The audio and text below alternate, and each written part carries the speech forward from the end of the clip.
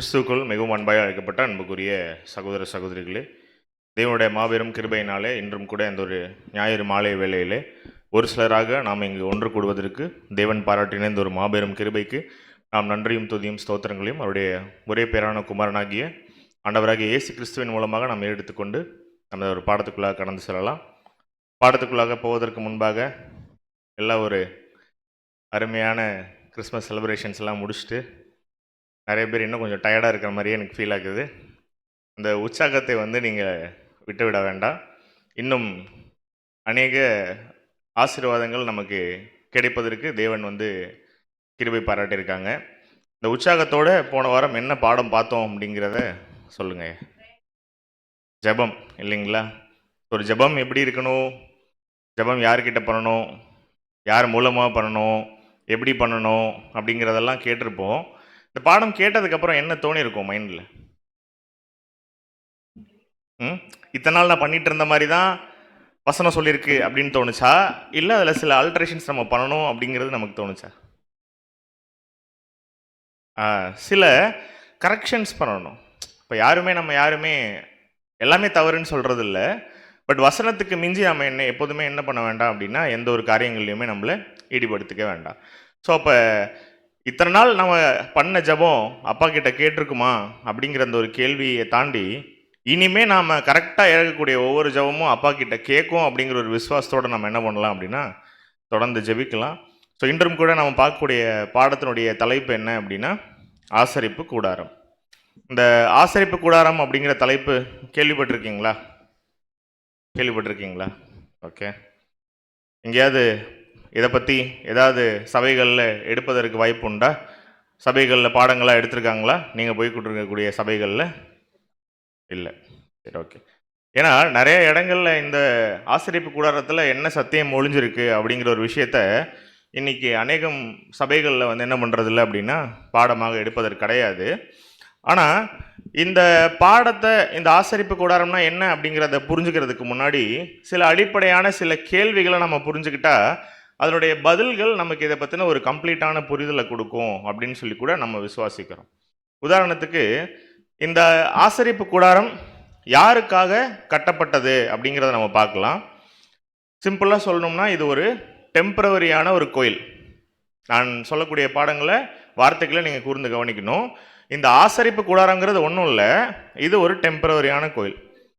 இன்னைக்கு நம்ம தமிழ்நாட்டில் இருக்கக்கூடிய அநேகமான ஹிந்துஸ் டெம்பிள் இருக்கு இல்லையா, அந்த டெம்பிள் எப்படி இருக்கு அப்படிங்கிறத நீங்கள் பார்க்கணும் அப்படின்னா இந்த ஆசரிப்பு கூடாரத்தினுடைய சில ஃபார்மேட்டை பார்த்தீங்கன்னா இன்னைக்கு இருக்கக்கூடிய அந்த டெம்பிள்ஸ், அந்த கோவில்கள் எப்படி கட்டப்பட்டிருக்கு அப்படிங்கிற புரிதல் நமக்கு இருக்கும். நிறைய விஷயங்கள் பரிசுத்த வேதாகமத்தில் பல வருடங்களுக்கு முன்பாகவே சொல்லப்பட்ட விஷயங்கள் இன்னைக்கு எப்படி நிஜ உலகத்தில் வெளியில் ரெப்ளிகேட் ஆகிருக்குங்கிறத நம்மளால் பார்க்க முடியும். ஈவன் வேறு மதத்தினர்கள் செய்யக்கூடிய சில பூஜைகள் கூட எப்படி இருக்கும் அப்படின்னா இங்கே ஆசரிப்பு கூடாரத்துக்குள்ள நடக்கிற சில விஷயங்களுக்கு ஒத்து இருக்கக்கூடிய ஒரு விஷயமா இருக்கும் அப்படின்னு சொல்லி கூட பார்க்குறோம். இங்கே ஆசரிப்பு கூடாரம் பற்றி பைபிளில் சொல்லப்பட்ட சில வசனங்கள் இன்னைக்கு வெளியில் வேறு மதத்தில் நடக்கக்கூடிய பூஜைகளுக்கு கூட சிமிலரான சில காரியங்கள் குறிப்பிடப்பட்டிருக்கு. அப்போது இந்த ஆசரிப்பு கூடாரம் பார்க்கறதுனால இன்னைக்கு நமக்கு என்ன பாடம் அப்படிங்கிறத பாடம் முடியுமோ நம்ம என்ன பண்ணலாம், தெரிஞ்சுக்கலாம். சத்தியத்தையும் அறிவீர்கள், சத்தியம் உங்களை விடுதலையாக்கும். இந்த வசனத்தின் அடிப்படையாக கொண்டு நம்ம இன்னைக்கு சில விஷயங்கள் தியானிக்கலாம். அப்போ யாருக்காக கட்டப்பட்டது இந்த ஆசரிப்பு கூடாரம் அப்படின்னு ஒரு கேள்வி வச்சோம் அப்படின்னா பதில் ரொம்ப சிம்பிளான பதில் தான். பழைய ஏற்பாட்டு கால பகுதியில் இஸ்ரேல் ஜனங்களுக்காக கட்டப்பட்ட ஒரு விஷயம்தான் இந்த ஆசரிப்பு கூடாரம், டாபர்நாக்கிள். தேவன் கட்ட சொன்ன ஒரு ஆலயம் தான் இந்த ஆசரிப்பு கூடாரம். அப்போ இஸ்ரேல் ஜனங்கள் எத்தனை வருஷம் வனாந்திர பிரயாணம் போனாங்க? 40 வருஷம் வனாந்திர பிரயாணம் போன டைமில் தேவன் இஸ்ரேல் ஜனங்க கிட்ட இந்த ஆசரிப்பு கூடாரத்தை கட்ட சொல்லியிருக்கு. அப்போ இப்போ நமக்கு ஒரு கேள்வி மைண்டுக்கு வரணும். யூஸ்வலாக ஒரு டெம்பிள் கட்ட சொன்னால் என்ன ரீசனாக இருக்கலாம்? ஒரு இடத்துல டெம்பிள் கட்டணும் அப்படின்னா இன்னைக்கு கூட யார் கட்டுவா அப்படின்னா அந்த பகுதியை சுற்றி இருக்கக்கூடிய ஜனங்கள் எல்லாரும் சேர்ந்து உற்சாகமாக என்ன பண்ணுவாங்கன்னா ஒரு கோயிலை கட்டுவாங்க. எதற்காக? அவங்க வணங்கணும், வழிபடணும்னு அந்த அதுக்கு ஒரு ஸ்தலம் வேணுங்கிறதுக்காக என்ன பண்ணுவாங்க, அதை கட்டுவாங்க. தேவன் எங்க கட்ட சொல்லியிருக்காரு இவங்கள? அவங்க வனாந்திர பிரயாணம் போகும்பொழுது தேவன் கொடுத்துட்ட கட்டளை. இப்போ என்ன கேள்வி நமக்கு மைண்டில் வரணும் அப்படின்னா, பிரதர் அவங்களே வனாந்திரத்தில் ஒவ்வொரு இடமா பிரயாணப்பட்டு போயிட்டு இருக்கும் பொழுது எப்படி இவங்க கோயில் கட்ட முடியும்? யோசனை வரணுமா? ஏன்னா அவங்களே ஒரு இடத்துல இல்லை, ஒரு இடத்துல கட்டிட்டு டிராவல் பண்ணி போயிட்டாங்கன்னா என்ன பண்ணணும்? இப்போ அடுத்தது எடுத்துகிட்டு போகணும் இல்லையா? ஸோ அதுதான் நம்ம ஒரு வார்த்தையை ஆட் பண்ணியிருந்தேன். இது டெம்பரரி கோவில், அப்போ தற்காலிக கூடாரம் அப்படிங்கிறத நம்ம புரிஞ்சுக்கணும். தேவன் என்ன சொல்கிறார் அப்படின்னா, போக போக நீங்கள் ஒவ்வொரு இடமா பிரயாணப்பட்டு போகும்பொழுது இதை டிட்டாச் பண்ணி எடுத்துகிட்டு போக சொல்லியிருக்காரு. டிட்டாச் பண்ணினா கழட்டி, ஒவ்வொரு ஸ்பேர்ஸாக கழட்டி, ஒவ்வொரு பார்ட்ஸாக கழட்டி என்ன பண்ணணும்? போகும்போது இவங்க பிரயாணம் பண்ணும் பொழுது சுமந்து கொண்டு போகணும். அப்போ இதுதான் தேவனுடைய பிளான் அப்படிங்கிறத நம்ம பார்க்குறோம். சரி, இப்படி ஒரு விஷயம் கட்ட சொல்லியிருக்காருன்னா அதுக்கு ஒரு காரணம் இருக்கணும்ல. ஈஸியான விஷயமா பிரயாணத்தில் கழட்டி கழட்டி ஒரு கோயில் எடுத்துகிட்டு போகிறது? இன்னைக்கு ஒரு கோயிலை ஒரு 5 அடி உயர்த்துறதுக்கு ஜாக்கி லிவர் மாதிரி வச்சு என்ன பண்ணுவாங்கன்னா புல் பண்ணி இன்னைக்கு ஹைட் பண்ணுறாங்க. அதெல்லாம் இப்போ உள்ள டெக்னாலஜியில். ஆனால் அப்போ ஒரு விஷயம் செய்கிறாங்க அப்படின்னா அதை மூவ் பண்ணி எடுத்துகிட்டு போகிறது ரொம்ப ஈஸி கிடையாது. ஆனால் தேவன் அதை தான் என்ன பண்ண சொல்லியிருக்காருன்னா செய்ய சொல்லியிருக்கார். சரி, ஏன் கட்டப்பட்டது, யாருக்காக கொடுக்கப்பட்டதுன்னு கேட்டால் பதில் சொல்லிட்டோம். வனாந்திர பிரயாணத்தில் இருக்கக்கூடிய இஸ்ரேல் ஜனங்களுக்காக தேவன் கொடுத்த கட்டளைன்னு. ஏன் கட்டப்பட்டது அப்படின்னு பார்த்தீங்கன்னா, இஸ்ரேல் ஜனங்களுடைய மத்தியில் தேவன் வாசம் பண்ணணும்னு நினைச்சார். யார் மத்தியில்? இஸ்ரேல் ஜனங்களுடைய மத்தியில். அதற்காக என்ன பண்றாரு அப்படின்னா ஒரு கோவிலை கட்ட சொல்றாருங்க அப்படின்னு வசனம் இருக்கா? இருக்கு, வாசிக்கலாம். யாத்ராகமம் 25 8 மற்றும் 9 வசனங்கள். யாத்ராகமம் 25ஆம் அதிகாரம் வசனம் 8 முதல். அவர்கள் நடுவிலே நான் வாசம் பண்ண எனக்கு ஒரு பரிசுத்த ஸ்தலத்தை உண்டாக்குவார்களாக. பேசிட்டு இருக்கிறது இந்த இடத்துல பிதாவாகிய தேவன். ஆக்சுவலி மோசஸ் மூலமா என்ன பண்ணிட்டு இருக்காரு அப்படின்னா பேசிட்டு இருக்காரு. என்ன சொல்றாரு? நான் உனக்கு காண்பிக்கும் வாசஸ்தலத்தின் மாதிரியின்படியும் அதனுடைய எல்லா தட்டுமுட்டுகளின் மாதிரியின்படியும் அதை செய்வீர்களாக. இந்த ஒட்டுமொத்த உலகத்தையே உண்டாக்கின தேவன் என்ன சொல்றாரு அப்படின்னா, நான் இஸ்ரேல் ஜனங்களுடைய மத்தியில் நான் இருக்கிறதுக்கு என்ன பண்றேன்? ஆசைப்படுறேன். ஆனா இது பாசிபிளா அப்படின்னு கேட்டா, ஒட்டுமொத்த இஸ்ரேல் ஜனமும் எப்படி இருக்காங்க அப்படின்னா அசுத்தமா இருக்காங்க. ஆனா தேவன் எப்படிப்பட்டவர் அப்படின்னா பரிசுத்தமானவர். ஆனா இப்ப என்ன பண்ணணும் அப்படின்னா, பரிசுத்தம் இல்லாத ஜனங்க, ஆனா அவர்கள் மத்தியில் தேவன் என்ன பண்ணணும்? இப்போ வாசம் பண்ணணும். அப்படிங்கும் பொழுது அவர் இருக்கணும்னு நினைக்கிற இடம் எப்படி இருக்கணும் அப்படின்னா ரொம்ப சுத்தமா இருக்கணும். அப்படிங்கும் பொழுது அந்த ஒரு பரிசுத்த ஸ்தலத்தை நீ என்ன பண்ணு? உண்டாக்குவாயாக அப்படின்னு வசனம் இருக்கு. எதன்படி அப்படின்னா தேவனே என்ன பண்ணியிருக்கார் அப்படின்னா கட்டளைகள் கொடுத்துருக்கார். அப்போ இது யாரோட இன்ஸ்ட்ரக்ஷன்ஸ் மூலமாக உருவானது அப்படின்னு கேட்டிங்கன்னா, நான் இஸ்ரேல் ஜனங்கள் மத்தியில் நான் வாசம் பண்ணணும், அதனால நான் வாசம் பண்ணுறதுக்கு எனக்கு ஒரு பரிசுத்த ஸ்தலத்தை நீங்கள் என்ன பண்ணுங்க? உண்டு பண்ணுங்க அப்படின்னு சொல்லும் பொழுதே இந்த திட்டம் யாரோடதுங்கிறத நம்ம புரிஞ்சுக்கணும். நம்முடைய தேவனோட திட்டம். வாசிக்கலாம் யாத்ராகமம் 25 40. யாத்ராகமம் 25ஆம் அதிகாரம் 40ஆம் வசனம். மலையிலே உனக்கு காண்பிக்கப்பட்ட மாதிரியின்படியே அவைகளை செய்ய எச்சரிக்கையாயிரு. ரொம்ப கிளியரா இன்ஸ்ட்ரக்ஷன் கொடுக்கிறார் மோசஸ் கிட்ட. மலையில ஒரு மாடல் காட்டுறாரு, ஒரு சாம்பிள் காட்டுறாரு. காட்டிட்டு நான் இப்போ உங்களுக்கு ஒரு மாடல் சொன்னேன் இல்லையா, இதன்படி செய்யறதுக்கு நீங்க எப்படி இருக்கணுமா? ரொம்ப எச்சரிக்கையா இரு. ஏன்? இந்த திட்டத்தை கொடுக்கறது, இந்த பிளானை கொடுக்கறது யாரு அப்படின்னா பிதாவாகிய தேவன் கொடுக்குறாரு. ஐடியா யாரோடது அப்படின்னா பிதாவாகிய தேவனுடைய ஐடியா. அப்ப இந்த ஆசரிப்பு கூடாரத்தை மோசே கட்டியிருக்க வாய்ப்பு இருக்குங்களா? மோசே மூலமா கட்ட சொல்றாரு. ஆனா இந்த ஆசரிப்பு கூடாரத்தை கட்டினது மோசேயா ஆரோனா? ஆரோனா. சரி, வசனம் என்ன சொல்லுதுன்னு பார்க்கலாமா? வாசிக்கலாம். யாத்ராகமம் 31 2 மற்றும் 6. யாத்ராகமம் 31ஆம் அதிகாரம் வசனம் 2 மற்றும் 6. நான் யூதாவின் கோத்திரத்தில் ஊருடைய மகனான ஊரியின் குமாரன் பெசலெயேலை பேர் சொல்லி அழைத்து, மேலும் தான் கோத்திரத்தில் உள்ள அகிசாமாகின் குமாரனாகிய அகோலியாபையும் அவனுடைய துணையாக கூட்டினதும் அன்றி ஞான இருதயமுள்ள யாவருடைய இருதயத்திலும் ஞானத்தை அருளினேன். நான் உனக்கு கட்டளையிட்ட யாவையும் அவர்கள் செய்வார்கள். மோசேவோ ஆரோனோ கட்டளை, யாரை வச்சு கட்டியிருக்காரு அப்படின்னா, அந்த ப்ளூ பிரிண்ட், அந்த பிளானை மோசே மூலமாக தான் தேவன் கொடுத்துருக்காரு. ஆனால் இதை கட்டுவதற்காக தேவன் பயன்படுத்தின 2 கேரக்டர்ஸ் யாரு அப்படின்னா, பெசலேயல், யூதா கோத்திரத்து பெசலேயல், தானிலிருந்து அந்த பெசலேயலுக்கு ஹெல்ப் பண்ணுறதுக்கு, உதவியாக இருக்கிறதுக்கு அகோலியாப் அப்படிங்கிறவரை நியமிச்சிருக்காங்க. அதனால் இனிமே யார் இதை கட்டினது அப்படின்னு கேட்டால் நம்ம என்ன பண்ணணும்? கரெக்டாக இந்த 2 பேரையும் பதில் சொல்லணும் இல்லையா? அப்ப தேவன் அவரோட ஆசைக்கு, அவர் வாசம் பண்ணணும்னு நினைச்ச அந்த ஒரு எண்ணத்துக்கு அவர் என்ன பண்ண சொல்றாரு அப்படின்னா, ஒரு ஆசரிப்பு கூடாரத்தை கட்ட சொல்றாரு. யார் மூலமா கட்ட சொன்னாருங்கிறத நம்ம இப்ப வசனத்தின் மூலமாக பார்த்துட்டோம். என்னென்ன மெட்டீரியல்ஸ் உள்ள யூஸ் பண்ணியிருந்தாங்க இந்த ஆசரிப்பு கூடாரம் கட்டுறதுக்கு அப்படிங்கிறத நம்ம பார்க்கலாம். என்னென்ன யூஸ் பண்ணியிருக்க வாய்ப்பு உண்டு? டிராவல்லே இருக்காங்க, போகும்போது எடுத்துட்டு போயிட்டே இருக்கணும், கூடாரம், ஆணி, சுத்தில், கயிறு நிறையா இருக்கும் இல்லையா? அப்போ இதெல்லாம் தான் அந்த காலத்தில் யூஸ் பண்ணியிருக்கணும். ஸோ அப்படி இருக்கும் பொழுது வசனம், இதுக்கெல்லாம் வசனம் இருக்குது எல்லாத்துக்குமே. நீங்கள் பழைய ஏற்பாட்டு கால புஸ்தகத்தில் நீங்கள் என்ன பண்ணலாம்? நீங்கள் அழகாக படிக்கலாம். இன்றைக்கி நம்ம அந்த விஷயங்கள் எல்லாம் எடுத்து நம்ம அழகாக ப்ரெசன்டேஷன்ஸாக என்ன பண்ணியிருக்கோம் அப்படின்னா உங்களுக்கு கொடுத்துருக்கோம். பொன் இருக்குது, வெள்ளி, மரம், செம்பு, காப்பர் இருக்குது, தோல் பொருட்கள் இல்லையா? ஸோ அந்த திரைகளுக்காக மெல்லிய பஞ்சு நூல் பயன்படுத்தப்பட்டிருக்கு. தூப வர்க்கம், அதாவது வாசனை திரவியமாக பயன்படுத்துறதுக்கு தூப வர்க்கம், திரைச்சீலை, ஸ்க்ரீன்ஸ் இருக்குது, உள்ள மர வேலைப்பாடு இருக்குது, பொன் பூச்சு இருக்குது. ஃபஸ்ட்டு ஒரு பொருள் மேலே பிளேட்டிங் பண்ண முடியும், கோல்டு பிளேட்டிங் பண்ண முடியும், சில்வர் பிளேட்டிங் பண்ண முடியுங்கிறத இந்த உலகத்துக்கு அனௌன்ஸ் பண்ணது வந்து பிதாவாகிய தேவன். ஸ்டோன் ஒர்க்ஸ் எல்லாமே இருக்குது, நம்ம பார்க்குறோம் இல்லையா? கற்கள் வேலைப்பாடு உள்ள சில விஷயங்கள் அது எல்லாமே உள்ள இருக்குது. இது எல்லாமே இந்த ஆசரிப்பு கூடாரத்துக்குள்ளே இருக்கணும் அப்படிங்கிறத தேவன் பிளான் பண்ணியிருக்காரு. ஸோ என்ன உட்டில் எப்படி பிளேட் பண்ணணும் அப்படிங்கிறது முதற்கொண்டு தேவன் என்ன பண்ணியிருக்காரு அப்படின்னா கட்டளையாக கொடுத்துருக்காரு. இப்போ இதுக்கெல்லாம் ஜாமான் அவங்க எங்கேருந்து கலெக்ட் பண்ணியிருக்கணும் அப்படின்னா, வனாந்தரங்களில் அவங்க பிரயாணப்படும் பொழுது அவங்களுக்கு கிடைச்ச சில விஷயங்களும், மேலும் எகிப்திலேருந்து அடிமையாக இருந்து அவங்க புறப்பட்டு வரும் பொழுது எகிப்திலேருந்து அவங்க கொண்டு வந்த சில விஷயங்கள் இருக்கு இல்லையா, அது எல்லாத்தையும் வச்சு தான் என்ன பண்ணுறாங்க அப்படின்னா இந்த ஆசரிப்பு கூடாரத்தை செய்கிறாங்க. என்ன மதிப்பு இருக்கும்னு நினைக்கிறீங்க? இப்போ இன்னைக்கு சென்னையில் ஒரு டபுள் பெட்ரூம் வித் கார் பார்க்கிங்கோட ஒரு வீடு வாங்கணும்னா என்ன ரேட் வரும்?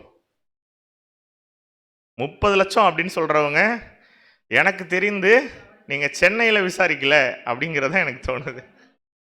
சென்னைக்கு மிக அருகாமையில் என்ன பண்ணியிருக்கீங்க? விசாரிச்சிருக்கீங்க. சரி, அது இடம் பொறுத்து மாறும். ஆனால் கண்டிப்பாக அது லேக்ஸ்ல அண்ட் க்ரோர்ஸில் தான் இருக்கும் இல்லைங்களா? ஒரு ட்ரிபிள் பெட்ரூம்லாம் பார்க்குறீங்க இன்னைக்கு சிட்டியோட மெயினில் வாங்கணும்னா கோடிகளுக்கு கீழே இல்லை, லட்சங்கள்லேயே அது கிடையாது. இந்த ஆசரிப்பு கூடாரத்தில் பொண்ணு இருக்குது, வெள்ளி இருக்குது, கற்கள் வேலைப்பாடு இருக்குது. இவ்வளவும் இருக்கும் பொழுது என்ன கிரகிக்கிறாங்க அப்படின்னா, $2 மில்லியன் அளவுக்கு அன்னைக்கே இந்த ஒரு பொருட்களுக்கு மதிப்பு இருக்குது அப்படின்னு. ஏன் அப்படின்னா இதுக்குள்ள நிறைய லேபர் காஸ்ட்டும் இருக்கு. இன்னைக்கு ஒரு வீடு கட்டுறதுக்கு இன்ஜினியருக்கு என்ன பண்ணணும்? இத்தனை % கமிஷன் கொடுக்கணும், இல்லை அவங்களுக்கு சில அக்ரிமெண்ட்ஸ் போடுவோம், இதெல்லாம் உங்களுடைய ரேட்டு, இதெல்லாம் உங்களுடைய ஃபீஸுன்னு. அது மாதிரி இதுக்குள்ள நிறைய மர வேலைப்பாடுகள் இருக்கு, நிறைய ஊழியர்கள் உள்ள வேலை பண்ணியிருக்காங்கன்னு சொல்லி பார்க்குறோம். ஏறக்குறைய 90 கோடி. இன்னைக்கு 90 கோடிக்கு சென்னையில் வந்து ஒரு ஃப்ளாட் வாங்கினா எப்படி இருக்கும்? அது மாதிரி தேவனுக்குன்னு ஒரு ஃப்ளாட் என்ன பண்ணியிருக்காங்க, ஒரு கோவில் என்ன பண்ணியிருக்காங்கன்னா அந்த டைமில் ரொம்ப காஸ்ட்லியாக அந்த டைம்லேயே என்ன பண்ணியிருக்காங்கன்னா கன்ஸ்ட்ரக்ட் பண்ணியிருக்காங்க. அப்படின்னா அந்த மக்களுடைய மென்டாலிட்டி எப்படி இருக்குன்னு யோசிச்சு பாருங்க. தேவன் ஒரு விஷயத்தை செய்யணும்னு சொல்லிட்டாருன்னா தேவனே வந்து அங்கே வாசம் பண்ண போகிறார். அப்படிங்கும் போது ப்ரீமியமாக அந்த ஒரு ஆசரிப்பு கூடாரத்தை கூட என்ன பண்ணுறாங்கன்னா செய்கிறாங்க. பிளான் போட்டது யார்? பிதாவாகிய தேவன் கிராண்டாக செய்ய சொல்லியிருக்காரு. எதற்காகனா அவர் அந்த இடத்துல என்ன பண்ண போகிறார் அப்படின்னா வாசம் பண்ண போகிறார். அப்போ இப்படி தான் ஃப்யூச்சரில் உள்ள கோயில்கள்லாம் ஃபார்ம் ஆகிருக்கு. இன்றைக்கி நிறைய கோயில்கள் பார்க்க முடியுது இல்லையா இந்தியாவிலேயே? கோல்டு பிளேட்டட் டெம்பிள்ஸ்ன்னு வாங்க இல்லையா, பொற்கோயில்லாம் சொல்லுவாங்க. அதெல்லாம் நம்ம எவ்வளோ ஒரு ஆச்சரியமான ஒரு விஷயமா பார்க்குறோம். ஆனால் பைபிளில் உள்ள ஆசரிப்பு கூடாரமே எப்படி தான் இருந்திருக்கு அப்படின்னா, பொண்ணு, வெள்ளி, இந்த மாதிரியான காஸ்ட்லி ஐட்டம்ஸ்னால என்ன பண்ணியிருக்காரு அப்படின்னா அப்போவே வனாந்திர பிரயாணத்தில் அவங்களுக்கு செய்ய சொல்லி கட்டளை கொடுத்துருக்கார். ஏன் செய்யணும்? தேவன் இங்கே வந்து அவங்க மத்தியில் என்ன பண்ணணும்? வாசம் பண்ணணும். அப்போ இப்போ இஸ்ரேல் ஜனம் இதை கட்டும் பொழுது எங்கே இருக்கணும்? இவங்க அந்த வனாந்திர பிரயாணத்தில் இந்த ஆசரிப்பு கூடாரத்தை கட்டணும் அப்படிங்கும் பொழுது அவங்க எங்கே இருந்து அதை கட்டணும்? எங்கே இருக்கணும்? சரி, வாசிக்கலாம். அவங்க எங்க இருக்கணுங்கிறதுக்கு வசனம் என்ன பதில் சொல்லுதுங்கிறத நம்ம கேட்கலாம். என்னாகமம் 2ஆம் அதிகாரம் 2ஆம் வசனம் வாசிக்கலாம்.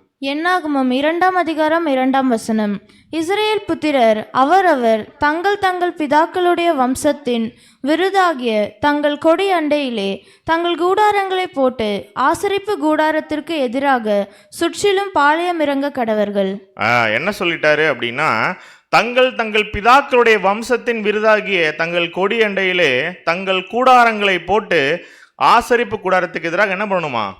சுத்தி பாளையம் இறங்கணும். அப்ப சுத்தி இருக்கிற ஏரியாவுக்கு பேர் என்ன? பாளையம். ஆக்சுவலி அவங்க உள்ளே இருக்கணுமா?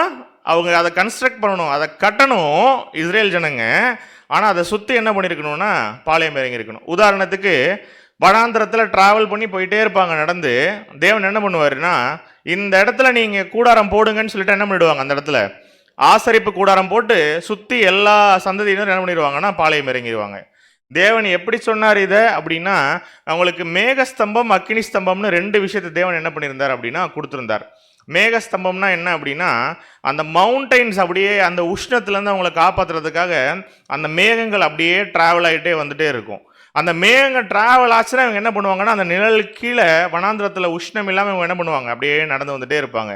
மேகம் ஒரு இடத்துல நின்றுச்சு அப்படின்னா என்ன அர்த்தம் அப்படின்னா, தேவன் அந்த ஜனங்களை அந்த இடத்துல தங்க சொல்றாருன்னு அர்த்தம். உடனே அந்த இடத்துல என்ன பண்ணிடுவாங்க அப்படின்னா, ஆசரிப்பு கூடாரத்தை அவங்க எடுத்து ஸ்டார்ட் பண்ணிடுவாங்க கட்டுறதுக்கு. அப்போ இங்க என்ன கிளியரா பார்க்குறோம் அப்படின்னா, இதை அரேஞ்ச் பண்றாங்க கூடாரம் போட்டு. ஆனா தேவன் என்ன சொல்லிட்டாரு, நீ கூடாரம் எல்லாம் போடு, ஆனா நான் சொல்ற இடத்துல நீ என்ன பண்ணு, சுத்தி பாளையம் இறங்கு அப்படிங்கிறத சொல்லிட்டார். உதாரணத்துக்கு இப்படிதான் இருந்திருக்கும். ஆசரிப்பு கூடாரம் போட்டாச்சு, போட்டுட்டு இவங்க என்ன பண்றாங்க அப்படின்னா, சுத்தி இந்த ஜனங்கள் எல்லாமே வம்சங்களின்படி இவங்க எல்லாருமே சுத்தி பாளையம் இறங்கியிருக்காங்க அப்படின்னு சொல்லி கூட பார்க்குறோம்.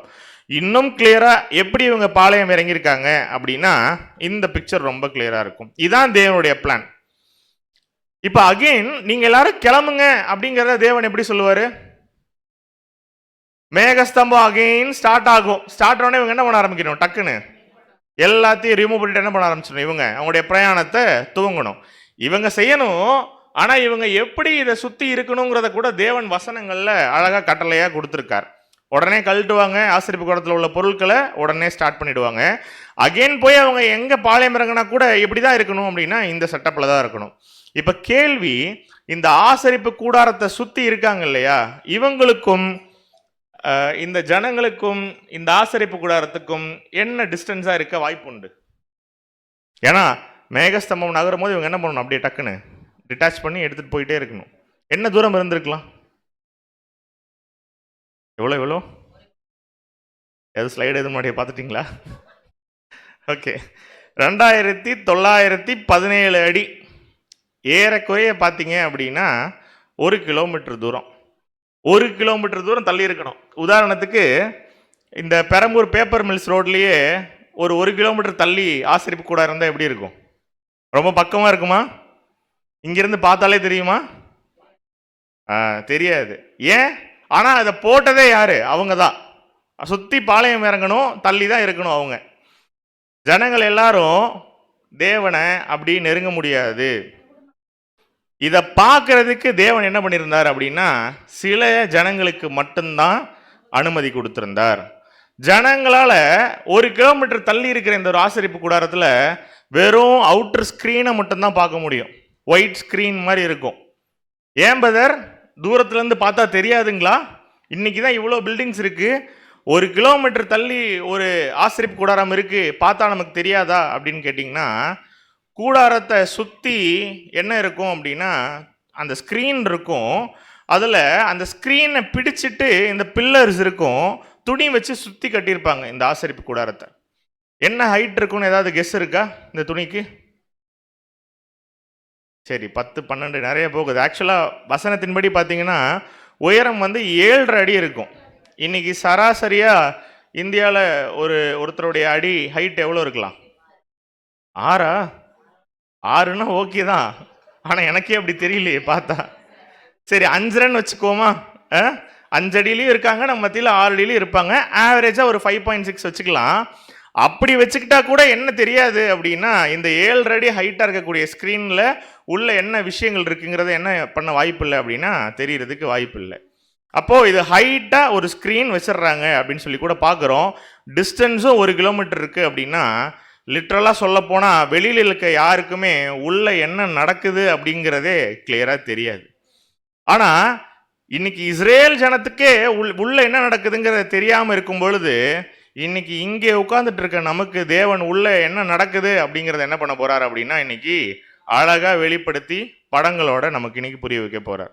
அப்ப இதான் ஆசரிப்பு கூடாரம்.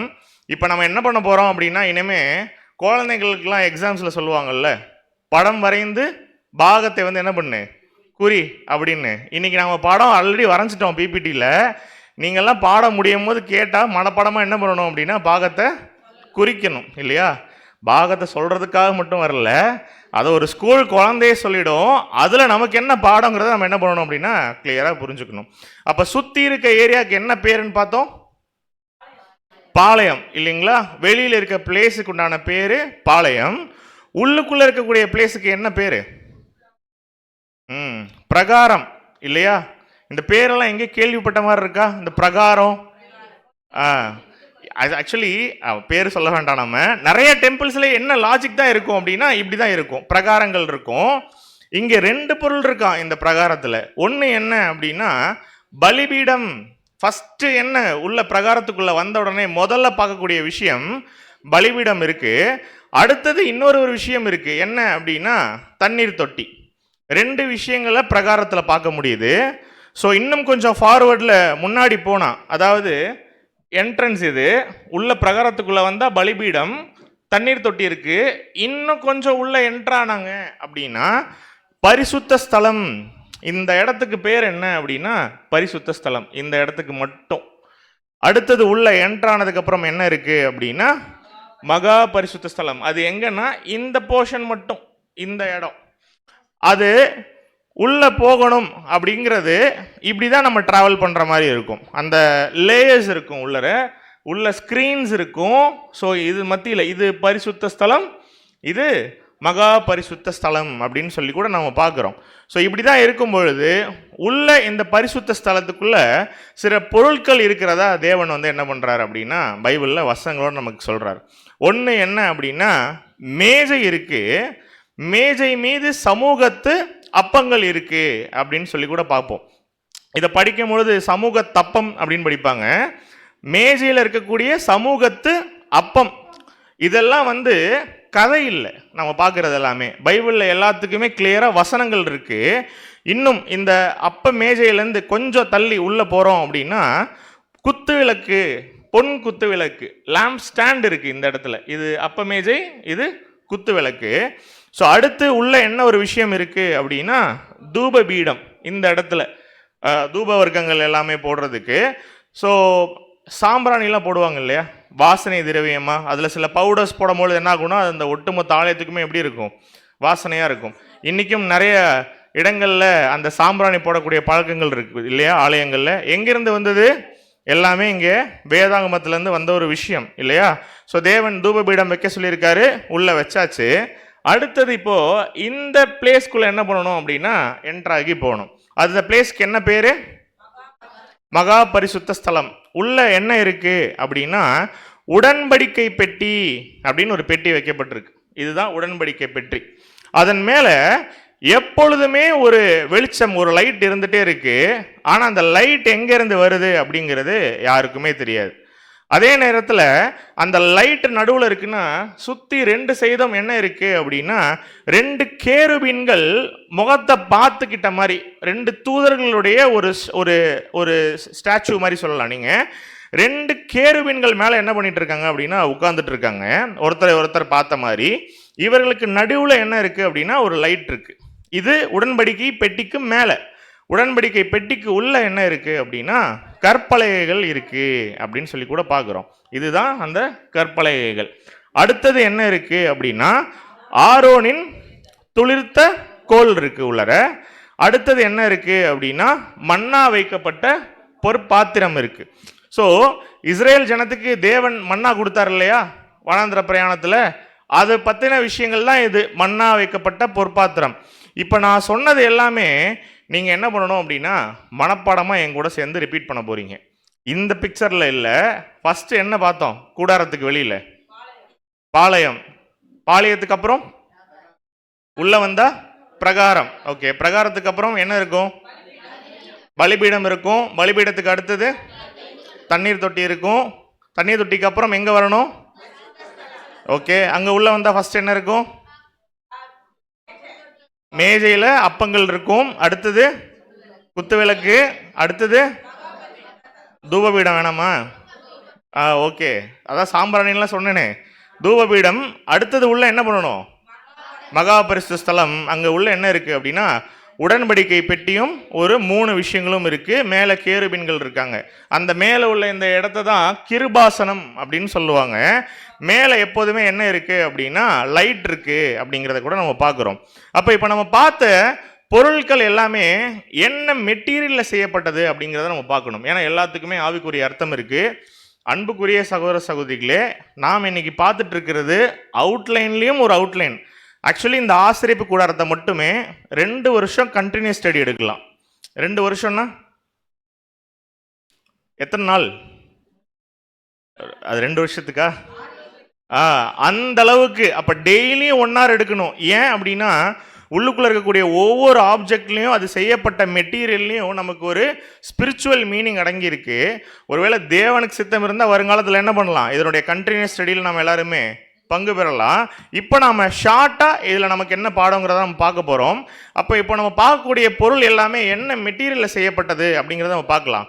ஃபஸ்ட்டு உள்ள இந்த அவுட்டர்லேருந்து இன்னர் வர்றதுக்கு உள்ள மிடில் இருக்கக்கூடிய இந்த பிரகாரத்தினுடைய ஸ்க்ரீன்ஸ் இருக்கு இல்லையா, இதில் தூண்கள் இருக்குது. அதாவது இன்னைக்கு ஒரு வீட்டுக்கு ஒரு அவுட்டர் காம்பவுண்ட் வால் கட்டுறாங்கல்ல, அந்த மாதிரி இது வந்து ஒயிட் ஸ்க்ரீனில் இருக்கும். நடுவில் என்ன ஆகும் அப்படின்னா இந்த ஸ்க்ரீன்ஸை ஸ்டிஃபாக பிடிச்சிக்கிறதுக்கு சில தூண்கள் இருக்கும், பில்லர்ஸ் இருக்கும்னு சொல்லி கூட பார்க்குறோம். இதனுடைய ஹைட்டு தான் எவ்வளோன்னு பார்த்தோம்? 7.5 அடி இல்லையா? இதை எதில் செஞ்சுருக்காங்க அப்படின்னா இந்த பில்லர்ஸ் வந்து மரத்தினால செஞ்சுருக்காங்க அப்படின்னு சொல்லி கூட பார்க்குறோம். என்ன மரம் அப்படின்னா சித்தீம் அப்படிங்கிற மரம். இதனுடைய அட்வான்டேஜ் என்ன? ரொம்ப வெயிட்லெஸ் இந்த மரம், சித்தீம் மரம்ங்கிறது. அப்போ மற்ற வெயிட்லெஸ் மரங்களே கிடையாதா அப்படின்னா வெயிட்லெஸ்ஸான மரம் நிறைய இருக்குது. ஆனால் இந்த சித்தீம் மரம் மட்டும்தான் வெயிட்லெஸ்ஸாகவும் இருக்கும், அதே நேரத்தில் ரொம்ப ஸ்ட்ராங்காகவும் இருக்கும். 2 பர்பஸ் அதை மீட் பண்ணணும். ஏன்? வெயிட்லெஸ்ஸாக இருந்தால் தான் அவங்க என்ன பண்ண முடியும், எடுத்துகிட்டு இன்னொரு இடத்துக்கு போகும்பொழுது கேரி பண்ண முடியும். ஆனால் அதே நேரத்தில் குவாலிட்டி இல்லாமல் என்ன பண்ணக்கூடாது, இந்த பொருள் வந்து இருக்கக்கூடாது. இப்போ தேவன் சொன்னது போல் இவங்க இதை கேரி பண்ணணும் அப்படிங்கிறதுனால இந்த பில்லர் மரத்தில், சித்தீம் மரத்தில் செய்யப்பட்டிருக்கு. இப்போ இந்த சித்தீம் மரத்தை அப்படியே இது மண்ணில் புதைச்சி வச்சுருப்பாங்களா பில்லரா அப்படின்னு கேட்டிங்கன்னா இதை டைரெக்டாக மண்ணுக்குள்ளே என்ன பண்ணியிருக்க மாட்டாங்கன்னா புதைச்சி வச்சுருக்க மாட்டாங்க. ஆனால் இது மண்ணுக்குள்ளே சொருகுனாதான் என்ன ஆகணும், நிற்கணும் ஸ்டிஃபாக. அப்படிங்கும் பொழுது செம்பு பாதம் போட்டிருக்காங்க. ஒரு காப்பர் கிண்ணம் மாதிரி மைண்டில் வச்சுக்கோங்க. இந்த ஒரு காப்பர் கிண்ணத்துக்குள்ளே இந்த சித்தி மரம் பில்லர் இருக்குல்ல, இதை வச்சு இப்படி வச்சுடுவாங்க மண்ணுக்குள்ளற.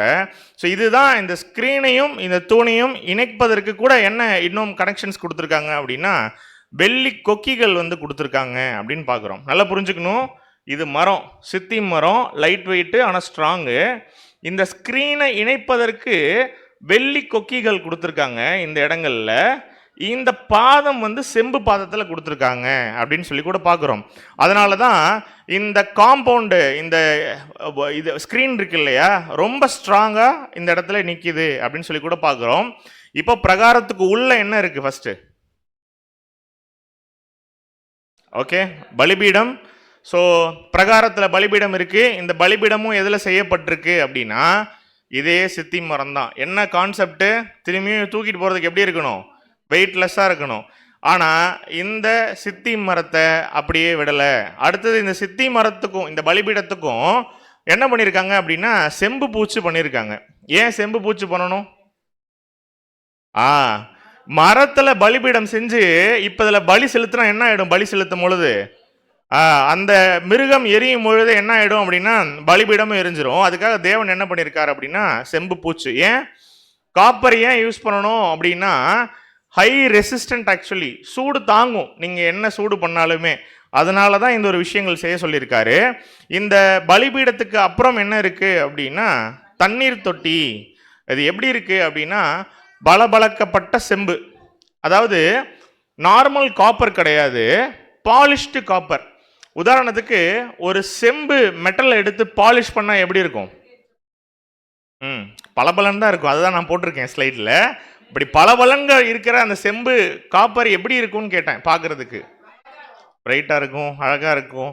ஆக்சுவலாக இன்னைக்கு இந்த காருக்கெல்லாம் வந்து பாலிஷ் போடுறாங்கல்ல, செராமிக் கோட்டிங் மாதிரிலாம், அந்த கோட்டிங்கை போட்டுட்டு பக்கத்தில் நின்னீங்கன்னா நம்ம ஃபேஸே தெரியும். அதில் கிட்ட நின்று பார்த்தீங்கன்னா இந்த காப்பர் தண்ணீர் தொட்டி எதை குறிக்குது அப்படின்னா இந்த பாலிஷ்டு செம்பு. இதை நல்லா பாலிஷ் பண்ணும்பொழுது முன்னாடி நின்னா என்ன தெரியும் அப்படின்னா அங்கே வேலை செய்கிறவர்களுடைய முகங்கள் வந்து தெரியும். அதனால தான் நார்மல் காப்பர் இல்லை, பளபளக்கப்பட்ட செம்பு அப்படின்னு சொல்லி கூட பார்க்குறோம். ஸோ தண்ணீர் தொட்டி இருக்குது பிரகாரத்தில். பலிபீடம் பார்த்துட்டோம், தண்ணீர் தொட்டி பார்த்துட்டோம். அடுத்தது எங்கே போகணும் அப்படின்னா பரிசுத்த ஸ்தலத்துக்கு உள்ளாக நம்ம போகணும். உள்ள என்ன இருக்குன்னு பார்த்தோம், மேஜை. அதன் மீது வந்து என்ன இருக்குன்னா அப்பம் இருக்கு. இந்த மேஜையும் சித்தியும் மரத்தில் செஞ்சுருக்காங்க. ஆனால் ஒரு சின்ன கரெக்ஷன், இங்கே வந்து என்ன இல்லை அப்படின்னா காப்பர் இல்லை, இங்கே வந்து பொன் பூச்சு செய்யப்பட்டிருக்கு, கோல்டு பிளேட்டிங் இந்த அப்ப மேஜைக்கு அப்படின்னு சொல்லி கூட பார்க்குறோம். தேவனோட கட்டளை எப்படி இருக்கு அப்படின்னா வசனம் சொல்லும், ஒரு சைடு 6 அப்பங்களும் இன்னொரு சைடு 6 அப்பங்களும் இருக்கு அப்படின்னு சொல்லி கூட பார்க்குறோம். ஒரு சைடு என்ன பண்ணிடக்கூடாதுன்னா 7ம் ஒரு சைடு 5ம் வச்சிடக்கூடாது. வசனம் என்ன சொல்லுதுன்னா ஒரு சைடு 6 அப்பம் இருக்கணும், இன்னொரு சைடு 6 அப்பம் இருக்கணும். இதெல்லாம் வசனங்கள்ல டைரக்டாகவே இருக்கு. இதை மாற்றி வைக்கக்கூடாது. இந்த அப்ப மேஜைக்கு அடுத்தது என்ன ஒரு விஷயம் இருக்குன்னு பார்த்தோம், குத்து விளக்கு இல்லையா? பொன் குத்து விளக்கு, பொன்னில் செஞ்சது. ஆனால் என்ன இதனுடைய பியூட்டினா இந்த குத்து விளக்கில் ஜஸ்ட்டு போல்ட்டிங்கோ இல்லை அதுக்கப்புறம் வெல்டிங்கோ பண்ணி ஒட்ட வைக்கக்கூடாது. ஒரே ஒரு கோல்டு எடுத்து அடித்து அந்த கோல்டு என்ன பண்ணணும் அப்படின்னா இந்த ஷேப்பு கொண்டு வரணும். ஜாயிண்ட் இல்லை, வெல்டிங் கிடையாது. ஒரே பீஸில் என்ன பண்ணணும் அப்படின்னா இவங்க அடித்து இந்த பொன் குத்து விளக்கை செய்யணும் அப்படின்னு சொல்லி கூட பார்க்குறோம். அடுத்தது என்ன பண்ணுறாங்க அப்படின்னா வாசனை திரவியத்துக்கு நம்ம என்ன சொன்னோம், அந்த சுகந்த வாசனை வருவதற்கு அந்த தூப பீடம் அப்படிங்கிற ஒரு விஷயம் உள்ள இருக்கும். இது கூட எதில் இருக்குது அப்படின்னா சித்திம் மரத்தில் இருக்குது. இந்த சித்திம் மரத்தில் செய்யப்பட்ட இந்த தூபபீடம் கூட எப்படி இருக்குது அப்படின்னா பொன் பூச்சு செய்யப்பட்ட ஒரு விஷயமா இருக்குது அப்படின்னு சொல்லி கூட பார்க்குறோம். அடுத்தது எங்கே உள்ளே போகணும், நம்ம மகா பரிசுத்த ஸ்தலத்துக்குள்ளே போகணும். உடன்படிக்கை பெட்டி இருக்குது. இது மகா பரிசுத்த ஸ்தலத்துக்குள்ளே இருக்கக்கூடிய ஒரு விஷயம். இது கூட எதில் செய்யப்பட்டிருக்கு அப்படின்னா சித்திம் மரத்தினால செய்யப்பட்டிருக்கு. இது மகா பரிசுத்த ஸ்தலத்தில் இருக்கக்கூடிய இந்த ஒரு காரியம் கூட பொன் பூச்சு செய்யப்பட்டிருக்கு. ஸோ இதுவும் சித்திம் மேலே பொன் பூச்சு. அதாவது பிரகாரத்தில் இருந்த எல்லா காரியங்களுக்கும் தேவன் என்ன பண்ணிட்டார்னா சித்திம் மரம் இருந்தாலுமே காப்பர் கோட்டிங் தான் அங்கே போடப்பட்டிருக்கு. ஆனால் பரிசுத்த ஸ்தலத்துக்குள்ளேயும் மகா பரிசுத்த ஸ்தலத்துக்குள்ளேயும் தேவன் என்ன பண்ணல அப்படின்னா காப்பர் யூஸ் பண்ணல. என்ன யூஸ் பண்ணியிருக்காரு அப்படின்னா கோல்டு பிளேட்டிங் எல்லா இடத்துலையுமே யூஸ் பண்ணியிருக்காருன்னு சொல்லி கூட பார்க்குறோம். அப்போ இதில் 3 விஷயங்கள் வைக்கப்பட்டிருக்குன்னு சொல்லி பார்த்தோம் இல்லையா? கற்பலகைகள். கற்பலைகள் எதை குறிக்குது அப்படின்னா தேவன் மோசஸ் கிட்ட வந்து 10 கட்டளைகள் கொடுத்தாரு இல்லைங்களா? கற்பலகைகள். அதுதான் இந்த கற்பலகைகள். களிமண்ணால் உருவான ஒரு விஷயம் சொல்லி கூட பார்க்குறோம். ரெண்டாவது உள்ள இன்னொரு விஷயம் இருந்தது இல்லையா? மண்ணா வைக்கப்பட்ட பொற்பாத்திரம். அப்படின்னா பிளாஸ்டிக்கில் இருந்திருக்குமா? இல்லை, கோல்டு தான் ஆக்சுவலி. ஏன்னா பேரில் என்ன இருக்குது, மண்ணா வைக்கப்பட்ட பொற்பாத்திரம் இல்லையா? ரெண்டாவது என்ன அப்படின்னா ஆரோனின் துளிர்த்த கோல். இது எதில் இருக்கோ? உட்டு தான். சிம்பிளான ஆன்சரு. ஸோ இந்த 3 தேவன் உள்ள வைக்க சொன்னார் இல்லையா? எதுக்காக வைக்க சொன்னார்? ஏதாவது கெஸ் இருக்கா?